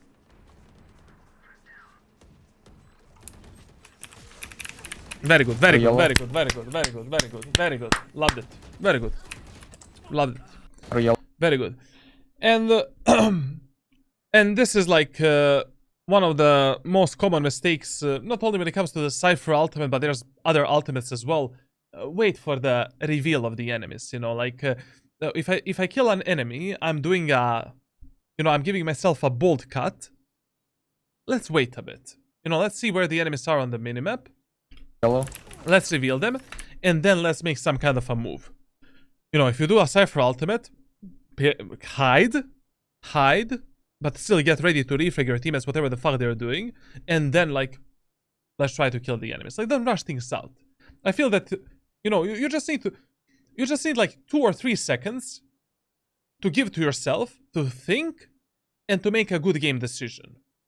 Because a lot of your game decisions are good, but they're either rushed out, and that's why they fail, or they're not timed well. Like, think a bit. Like just, I want to make some kind of a play. Look at the minimap. Look at what information you have for yourself during that round. Should you maybe play with some of your teammates at that moment of time? Look at some other factors or questions that you need to ask yourself, and then make a game decision. Don't just use the ultimate and then, let's go. Let's fight this fucking Viper that is backside. Let's, you know, and Gecko is just killing us from the other position. Take your time to check the minimap, like, after every fight that you take. After every fight that your teammates take. After every fight that is completed. Check the minimap. Like, my eyes are checking the minimap 50% of my playtime. Like, 50% of my gameplay in Valorant is looking at a fucking minimap. And other 50% is, you know, looking at other cues and angles and enemies. Like, well, minimap awareness, kind of 0 points, to be honest. Like, I don't know. I'm not really certain. In some of the rounds, your map awareness is okay. In some of it's complete garbage. But you need to have a better, like, and slower decision making. Like, there's no way that we die from this Gecko. Like, literally, there's absolutely no way. And we lose the round. No way, no way. That round didn't happen. What do you think about Death Nerd? He was also good. He was also fine. Not bad, not bad. To be honest, I prefer the Death Nerd playstyle over the Nats, but I think that majority of Valorant players are going to prefer, like, Nats over the Death Nerd. The Death Nerd. Okay, attacker side of Breeze. B site is still your #1 priority. You know, your default bomb site. A site #2 priority, mid #3 priority. But all of this doesn't matter that much, because how do we decide what to push in the first round on Breeze? So, let's see the enemy's team composition. Enemies don't have a Sentinel. I mean, Chamber doesn't count, he's a duelist. And they have a Viper. So, against this team composition, usually the best idea is to either do a 5-man push onto the B site in the first round, or to do the A split through the A main area of the map or doors. Doing basically 2-3 split like this, or doing a 5-man push on B. Because if they don't have a Cypher, like, you know, B site is kinda open. I mean, we can, you know, even if the enemy Viper does a Molotov and stuff like that, Your Jet can dash in. Reyna will probably flash in. You know, we can easily execute a site or just wait for the Molotov. Or just play on contact. You know, we don't need to push immediately. Tell your teammates, hey guys, let's slowly come to the choke point and explode together. Or we can do a split through the, you know, doors, through the tube, through the main area of the map, and that's it. And in the first round, when I'm playing Cypher on the attacker side, I will always play with my teammates. Fuck the lurking, fuck the flanking, play S5 towards one specific objective. Now, in the first round of Breeze, I don't know. If you're pushing A site, what I personally do is I buy a Sheriff, and I use my camera as a recon, as basically a Cypher tripwire, you know, as a recon for my back. And because it's a long range map, I really like the Sheriff in the first round on this map, and that's basically my reason. So if I'm pushing B, I'll just use a camera, aggro camera for the elbow, and just, you know, push in with my teammates, and that's it. If I'm pushing A site, I will probably use some kind of a camera for the tunnel and for the you know, for our anal cavity here. But you know, if you prefer Ghost, you can just go with a Ghost and buy, you know, one trip, one cage, whatever, and we can just place the cage behind us and push whatever the fuck our teammates want to push. But just don't buy a classic frenzy and that type of shit in the first round. Buff Chamber so he can be Sentinel. But I don't know, like, they need to change his how the tripwire works. Trademark. Oh, what the fuck? How are we playing a classic pistol in the first round without a light shield on the attacker side of Breeze? Who are you watching? Okay, so you are watching streamers, watching content creators, you know, like watching YouTube guides. In which YouTube guide and at which streamer you saw that the guy is running a classic pistol with 2 cages, camera, and with 400 credits up here? Okay, that's a good cam, aggro cam. Holy fucking shit! What the fuck was this push?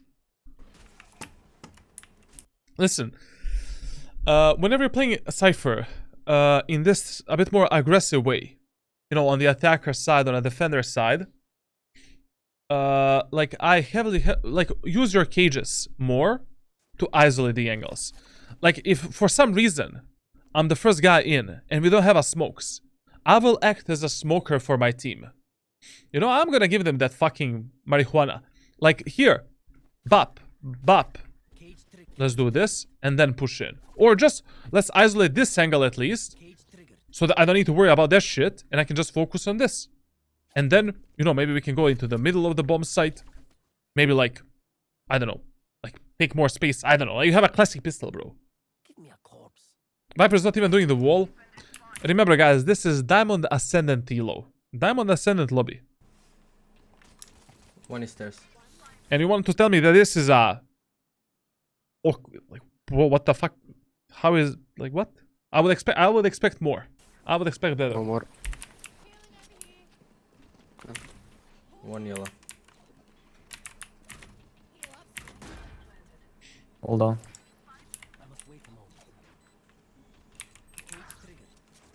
Okay. Yeah, 2 RB. This cage was a bit unnecessary. Yellow. I don't know. Hold on. A bit unnecessary cage. Also, listen. For the post plant on A site, if you have a camera with yourself, one of the best spots to place it is like up on these stupid boxes. But you cannot do it from this post. You need to do it from. Actually, how the fuck I do this? It doesn't matter, like literally. But I don't know why you're doing the cages here when the enemies are not even close to you to outplay them. Like enemies are here, you know, they're not even at the stairs. You're using your cages for what? Just wasting utility. Yeah, 2RB, Viper and the Reyna. Chill a bit, man. Chill and think a bit. Now we need to use a cage. You know, here, we need to use a cage to isolate the enemies into 1 versus 1 gunfights. Last player standing. Disconnect. Let me get the money and we'll win, bro. Yes.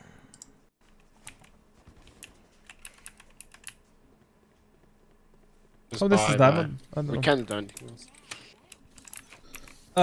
Personally, I feel that on Breeze, forcing in a second round is never a good idea.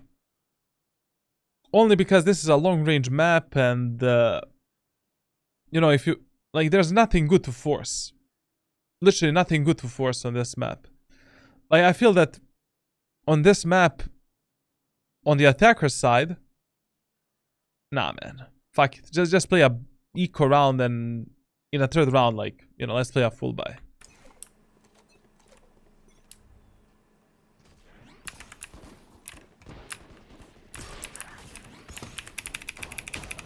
Holy shit, man. Listen. First of all, depending what is the plan of your team, depends where you want to put the tripwire for your allies. Like, you know, generally speaking, the most common tripwires that you want to use on the attacker side of Breeze is obviously trip here for the A flank, you know, mid flank, whatever. Tripwire here when you're pushing onto the A site and, you know, you cannot cover everything with your camera and stuff. We can also use this trip in combination with this trip when we are pushing onto the A site and try like that setup. It's fine. When you are when we are playing default, we can put a trip here, trip for the A main, default camera up here for mid and for the tower, and then, you know, I don't know what you want to do, like where you want to flank lurk, like depends what's the play.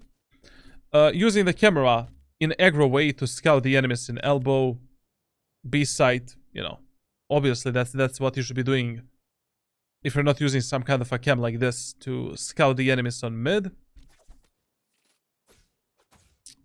And can't you force a marshal? Yeah, you can force the marshal, but I mean, on the other hand, you know, on the opposite side, there are the enemies playing fucking Outlaw, Guardian, Vandal. If you don't hit that first headshot, most of the times you're just dead. It's way too much of a gamble, I think.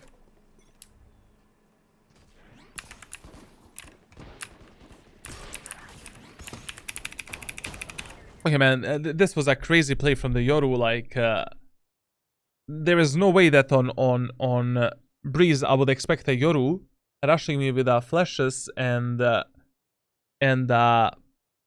clone through the B main area of the map with a judge. Like, from this round, we can only learn, and from now on, we need to expect all of this crazy type of shit from the Yoru. But remember, whenever you decide to force in a second round on the attacker side, you never want to play default. Defaulting as an initial strategy is the worst thing that you can do in solo queue. Defaulting should always be only a counter strategy. You know, when you're way too repetitive, let's default, let's try to punish the enemies somehow. If enemies are pushing us on the defender side, let's default, let's punish the aggressive enemies, and that's it. If I don't know, like nothing is working for you, so we try all of the pushes, all of the strategies, all of the tactics, let's default, let's allow our teammates to go for the picks, and that's it. But it's always better if your teammates want to listen to you in the first like 4 to 6 rounds to play together to do something together as a team and to split, lurk, flank, or to default only if the team play game is not working for you. And only then. But defaulting in a second, forced by round. Really stupid. I mean, I know it's, you know, probably your teammates wouldn't listen to you, but I'm just giving you the general tips. If your teammates don't want to listen to you, fuck it, follow the spike carrier, take the spike, or try to, like, if your teammates are passive and bad on the attacker side, fuck the team play, your full focus is on finding any win potential and any win condition for a specific round. Focus more on punishing the enemies alone rather than playing with your allies.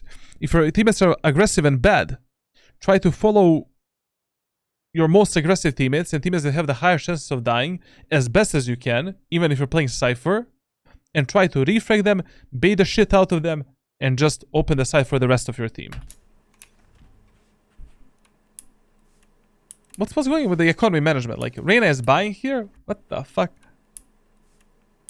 Listen, if your team wants to push through mid, like, you know, majority of our teammates are defaulting through mid.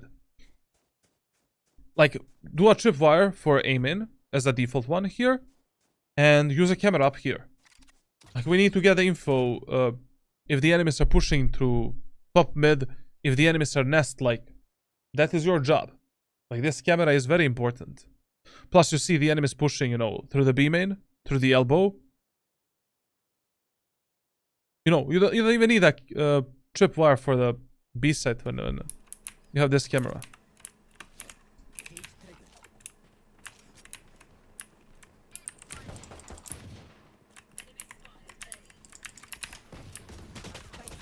Okay.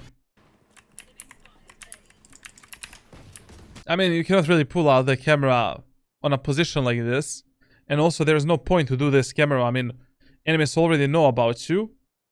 I don't know, just that cage that you did was a huge waste.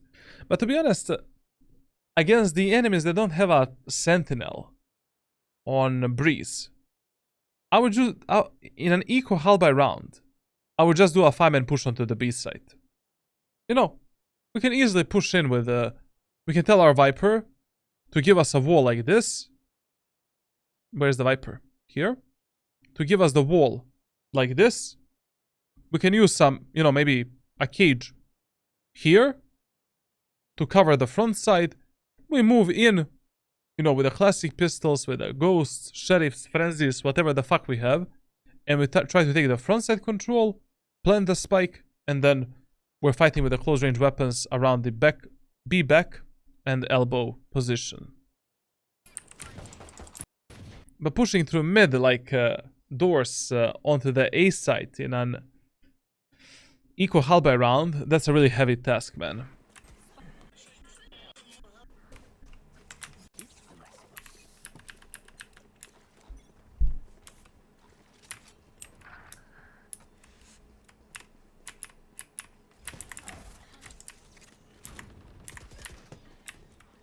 I would I think like that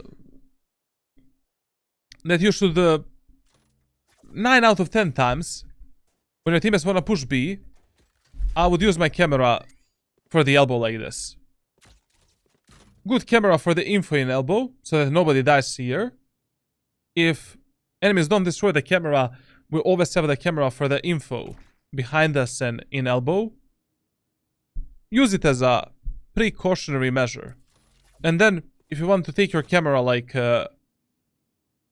with yourself, you know, like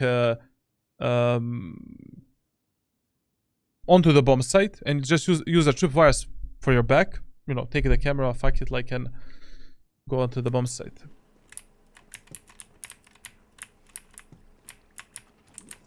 But this death in elbow should never happen, you know.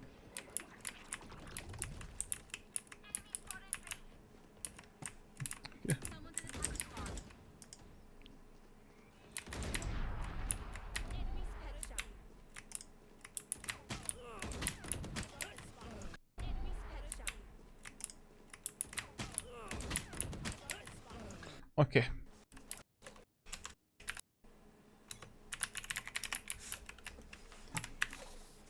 Bro, these guys are more typing than they are actually playing the game, man.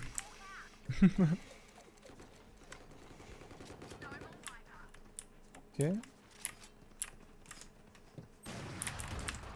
Oh, Sheldon, what would camera be better than a trip in elbow? It's not better. Like, you should do a, you should do a trip later.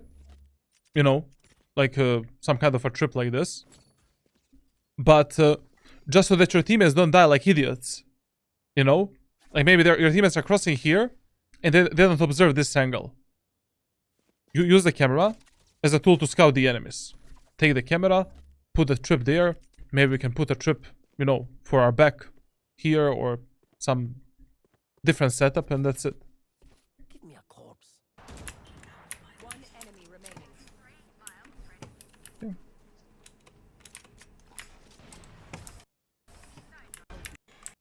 NPC rounds, man. Like, what's going on? Jesus Christ. Oh, you retarded. Valid question, to be honest. Valid question.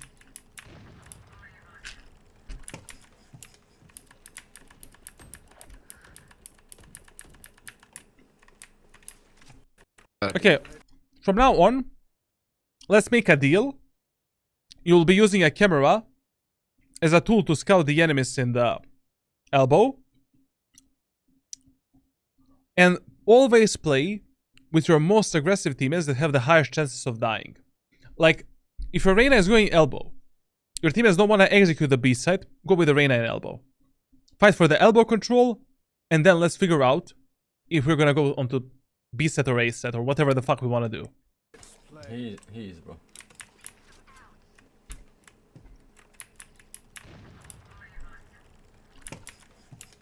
Bro, Cypher with that. Viper with the operator. Love it. Love it. Okay. I think we can go B here. Never mind, go away.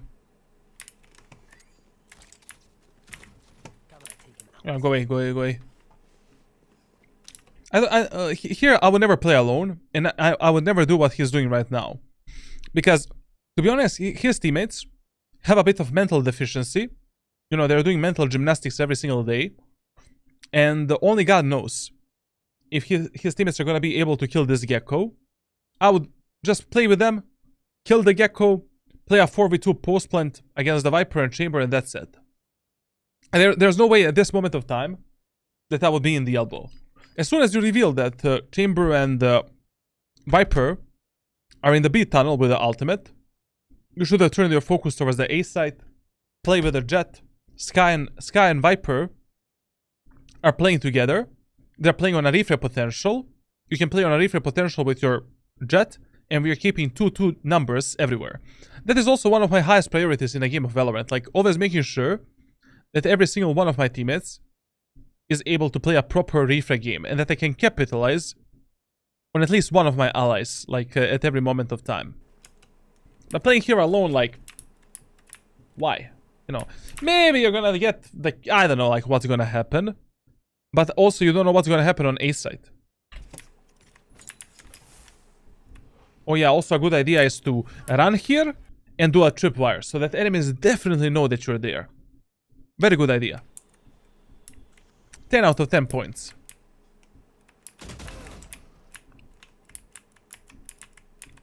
One enemy remaining. Okay, follow your teammates. Your Sky is pushing, push with her, fuck it. Or just go on A side.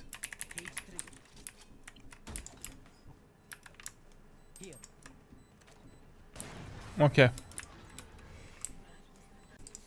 Would Viper ult be better on A or B? To be honest, in solo queue, I primarily try to use the Viper ultimate for the retakes. Not actually to stop the enemy's push. Really depends in which elo you're playing at that moment of time. Like, 80% of times, it is better for you to use the Viper ultimate for the retake instead of denying a certain choke point from the enemies in ranked solo queue.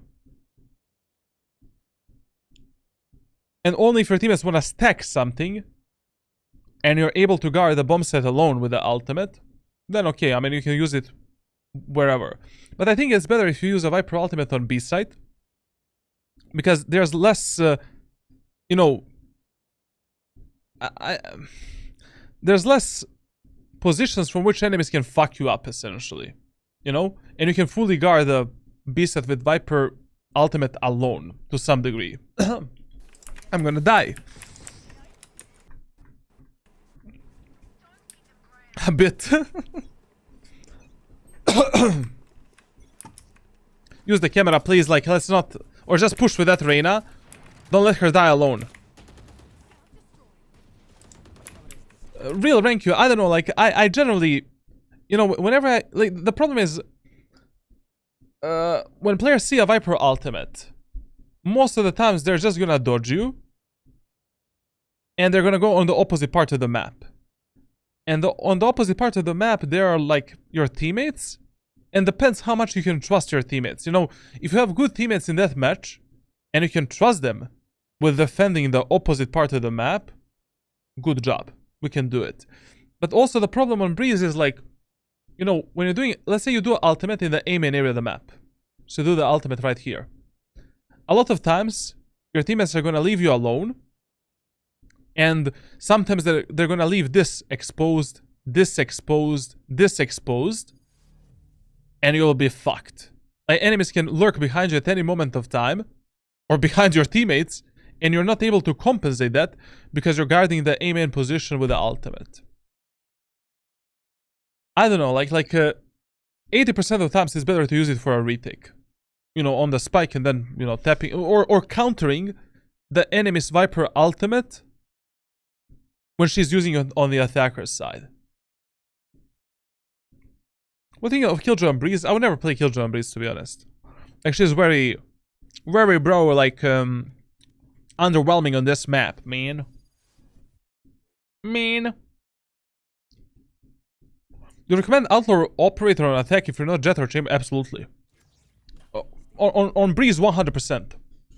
On Breeze and Icebox. Like, Breeze and Icebox are the only maps where, if I win the first round, in the second round I'm forcing the Outlaw. Like, so many good, you know, so many long-range gunfights that you can prioritize. So many easy kills that you can take. And you will see me when I play Cypher on Breeze, sometimes I get the Operator. And I'm acting as a support for my allies from behind. Because your job is, you know, with a Cypher, most of the times is not to really enter the bomb sites and play aggressive. I mean, no one is expecting you to do that. But you should be doing that if it is necessary. And why not? You know, we can pick up the Operator, especially if the enemies are peeking you and pushing you 24/7. Like, there's a lot of these good off angles that we can hold and fuck up the enemies.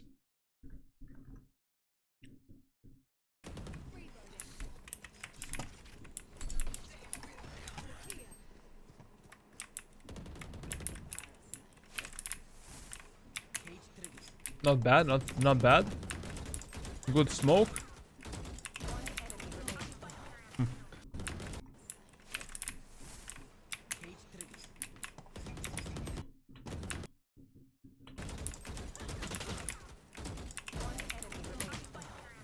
Okay, we'll talk about it later. Mechanical mistake, I'm piling them up. Yes. Nice, very We have comms, huh? my bad. Love the comms in this match, like classic EU lobby. Thank you. If I ever see you, ever again, peeking in this angle, like this, or like this, or we're not friends anymore. Like, always expect someone playing on this position.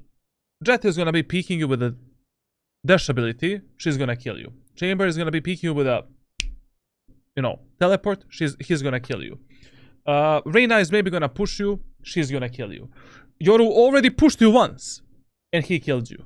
If we are pathing through the B main area of the map, we can use a instant, you know, we can clear this angle, like this, with a proper crosshair placement, bam, bam. Use a camera for elbow, bam. maybe pick up the camera, put the tripwire, and then focus on the B side. But clearing the angle with a camera in your hands. Thank you. No, no bueno, thank you. Thank you very much.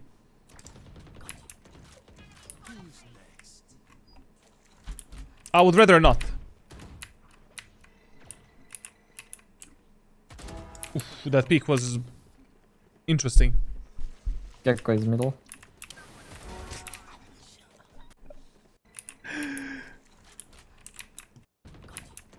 What the fuck, man? You already did the ultimate in the T-spawn and there's like 3 of our players there. Good. Much better. We know that Reyna is B player. Okay.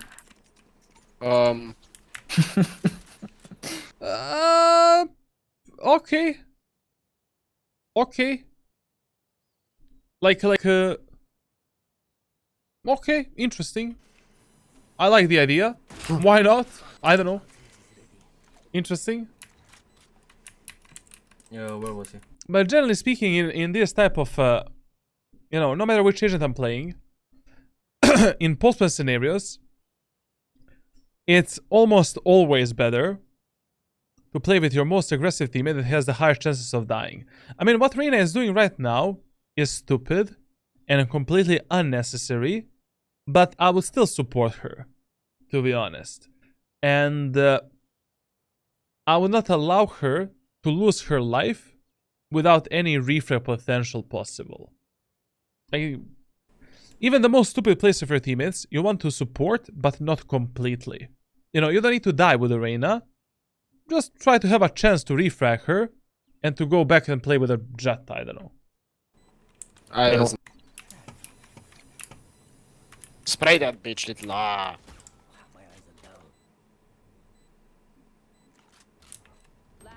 Ooh. Ping spec. Wait, where's the time? Where's the time? Jump spot her. Jump spot her. Jump spot. Jump spot. Jump spot mechanic exists. Okay, we won the round. Nice. Cypher, can I get your Vandal? In the post-play scenarios, always follow your teammates with a mental deficiency. Analyze which teammate has the highest chances of dying at that moment of time. Try to support that teammate before they put you in a 1 versus 1 situation like this. Trust me, it is always better. 99% of times.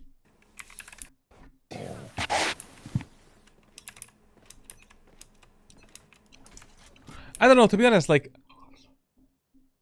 against this team composition that enemies have, like, doing a 5-man push on A side is piece of cake. Like, they have nothing to stop your push on A. Viper is consistently playing B side with her wall and her setup and molotovs. Like, you know, I don't know why you're doing a mental training, like, by defaulting so much, and you know, mental gymnastics go hard, man. Like, let's not play in a tutorial elo. Like, tell your Jet, Reyna, I know that you have a, you know, that you're playing from the wheelchairs, but can you please, mental wheelchair, they have mental wheelchairs. Can we please play together and push the A set together? Thank you very much. Viper is B. I think he crossed. 40, 40. Nice. Here. Okay. I think he crossed. 40, 40. That's fine. Nice. Seven. Here. Just one thing is, like, I don't know. Generally speaking, when it comes to the Phantom versus Vandal, it's always going to be a preference, and depends, you know, like, what you play better with, and, you know, what you feel better with. But on Breeze, you know, Vandal is Vandal, bro. Like, that one hit potential in the head is always gonna be better. And, you know, like, I don't know what to tell you about that problem. Like, Phantom versus Vandal is always gonna be a preference. And you should learn how to play both weapons, to be honest. But, I mean, Vandal should be your highest priority. Always on this on this map, man.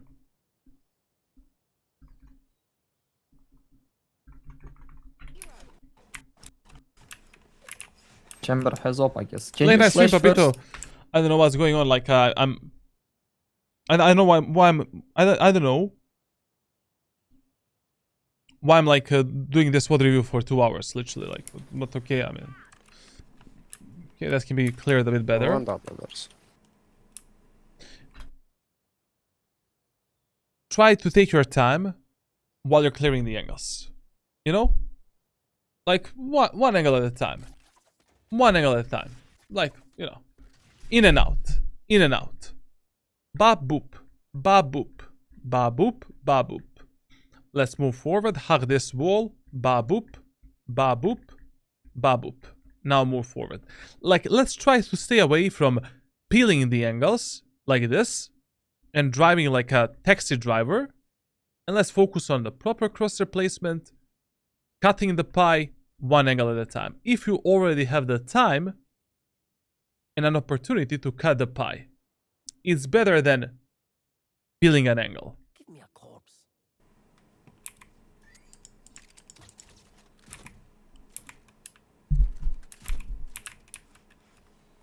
On Breeze, even Guardian is better than Phantom in most cases. Literally these days, on Breeze, I'm playing on the attacker side, Guardian, Outlaw, and Operator. And that's what I play. I mean, like... And if I'm playing Guardian, like, you know... It's you know at which stage this game is.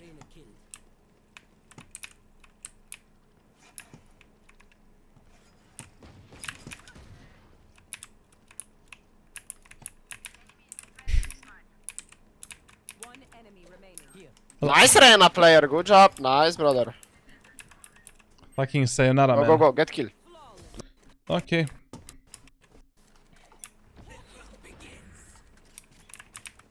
No one. Viper.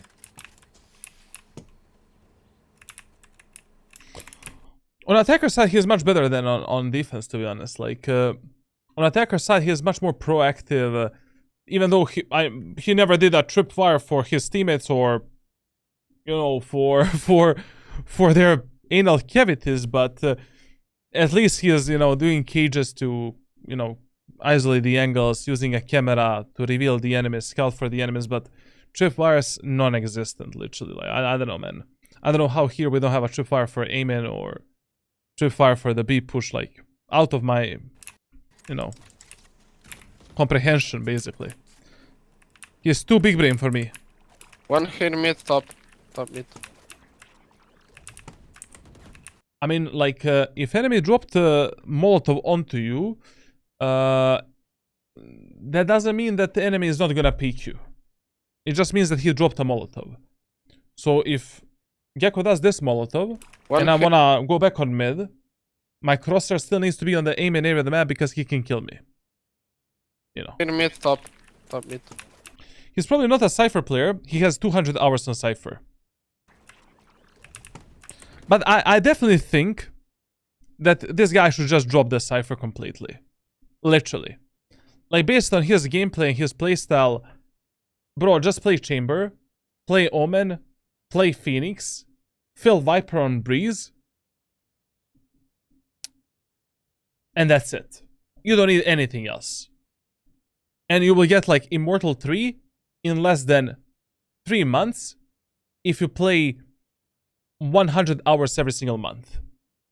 Like, literally. I will just fuck the Cypher. Like, you will have the same performance. Even better on other agents. Considering how you're playing Cypher. Nice, brothers. Gecko was there.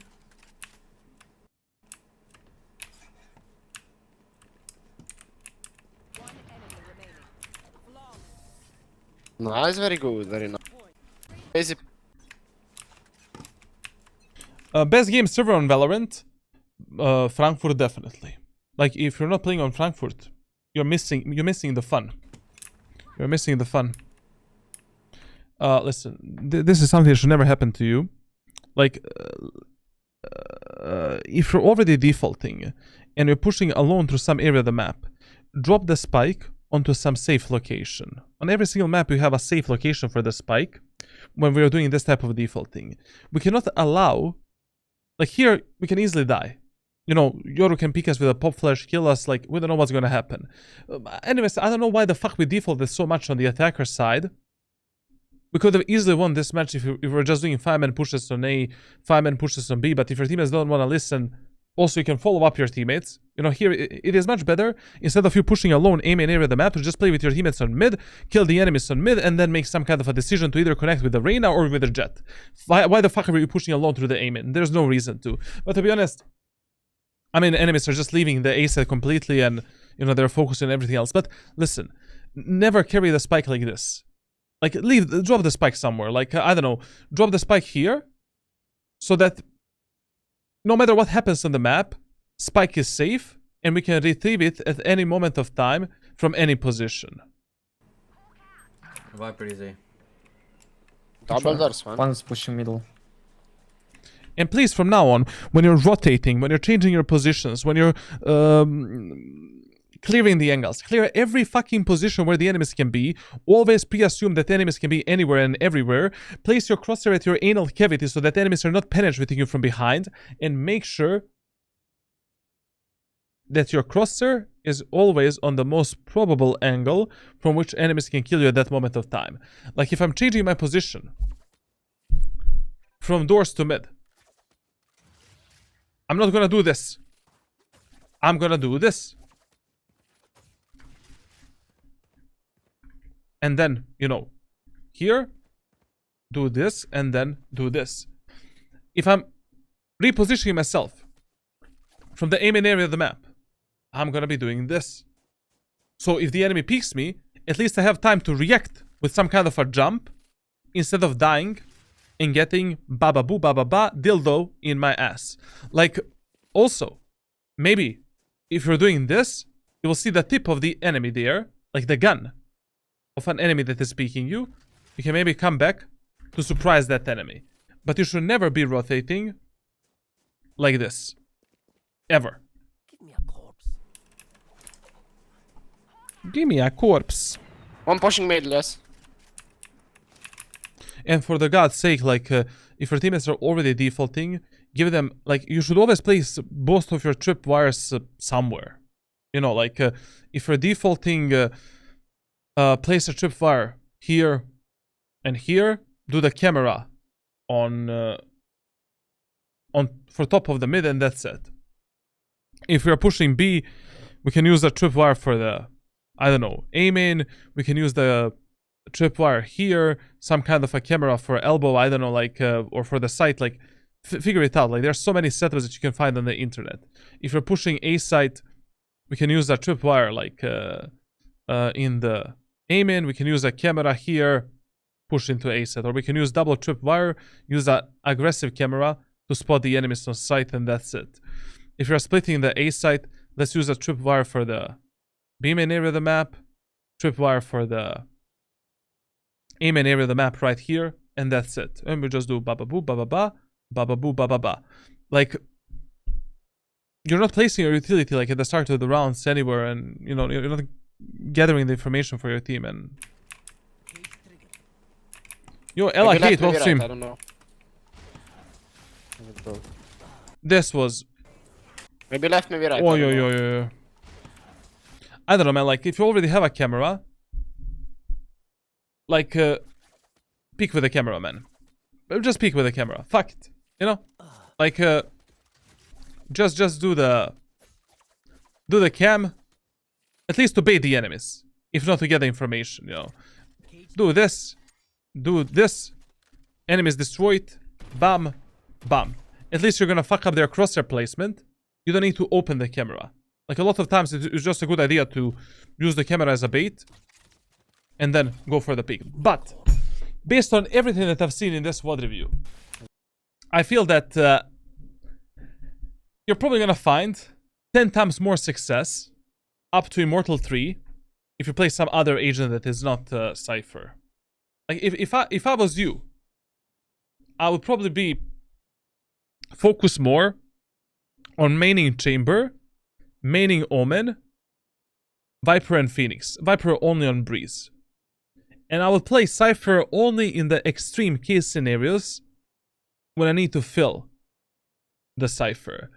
When it comes to your mechanical skill, I don't know, I didn't catch that many mistakes. You know, you're very inconsistent in terms of the mistakes that you're making.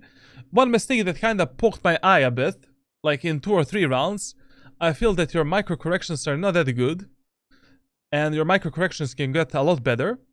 And that's why after this VOD review through the private messages, I'm gonna give you a free private aim training routine that you can use in Kovacs that is gonna focus primarily on your micro corrections.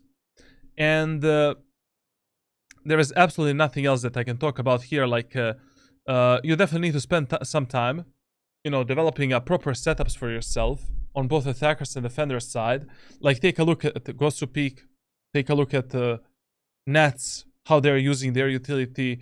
Like pick up your camera if you're rotating, use it for the retakes. Like on the attackers, don't forget to put your setups. You're playing fucking Cypher, like, you know.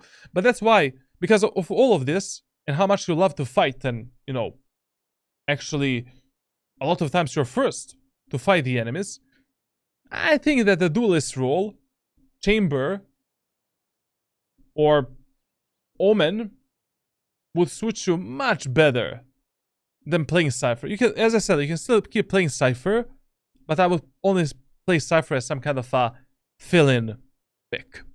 And with that being said, this is a free VOD review, and somehow I'm here like for 2 hours and 15 minutes. I don't know what the fuck are we doing here. Thank you for watching. Leave a like, subscribe, join my Discord server for coaching. If you want to get a free VOD review as well, I'm making giveaways on every 50 new Twitch subs. Yeah, you can buy my private coaching, which is much better than this shit. I mean, I don't know, hopefully you learned something new. We discussed a lot of different topics, so, you know, yeah. Bye, don't die, you know.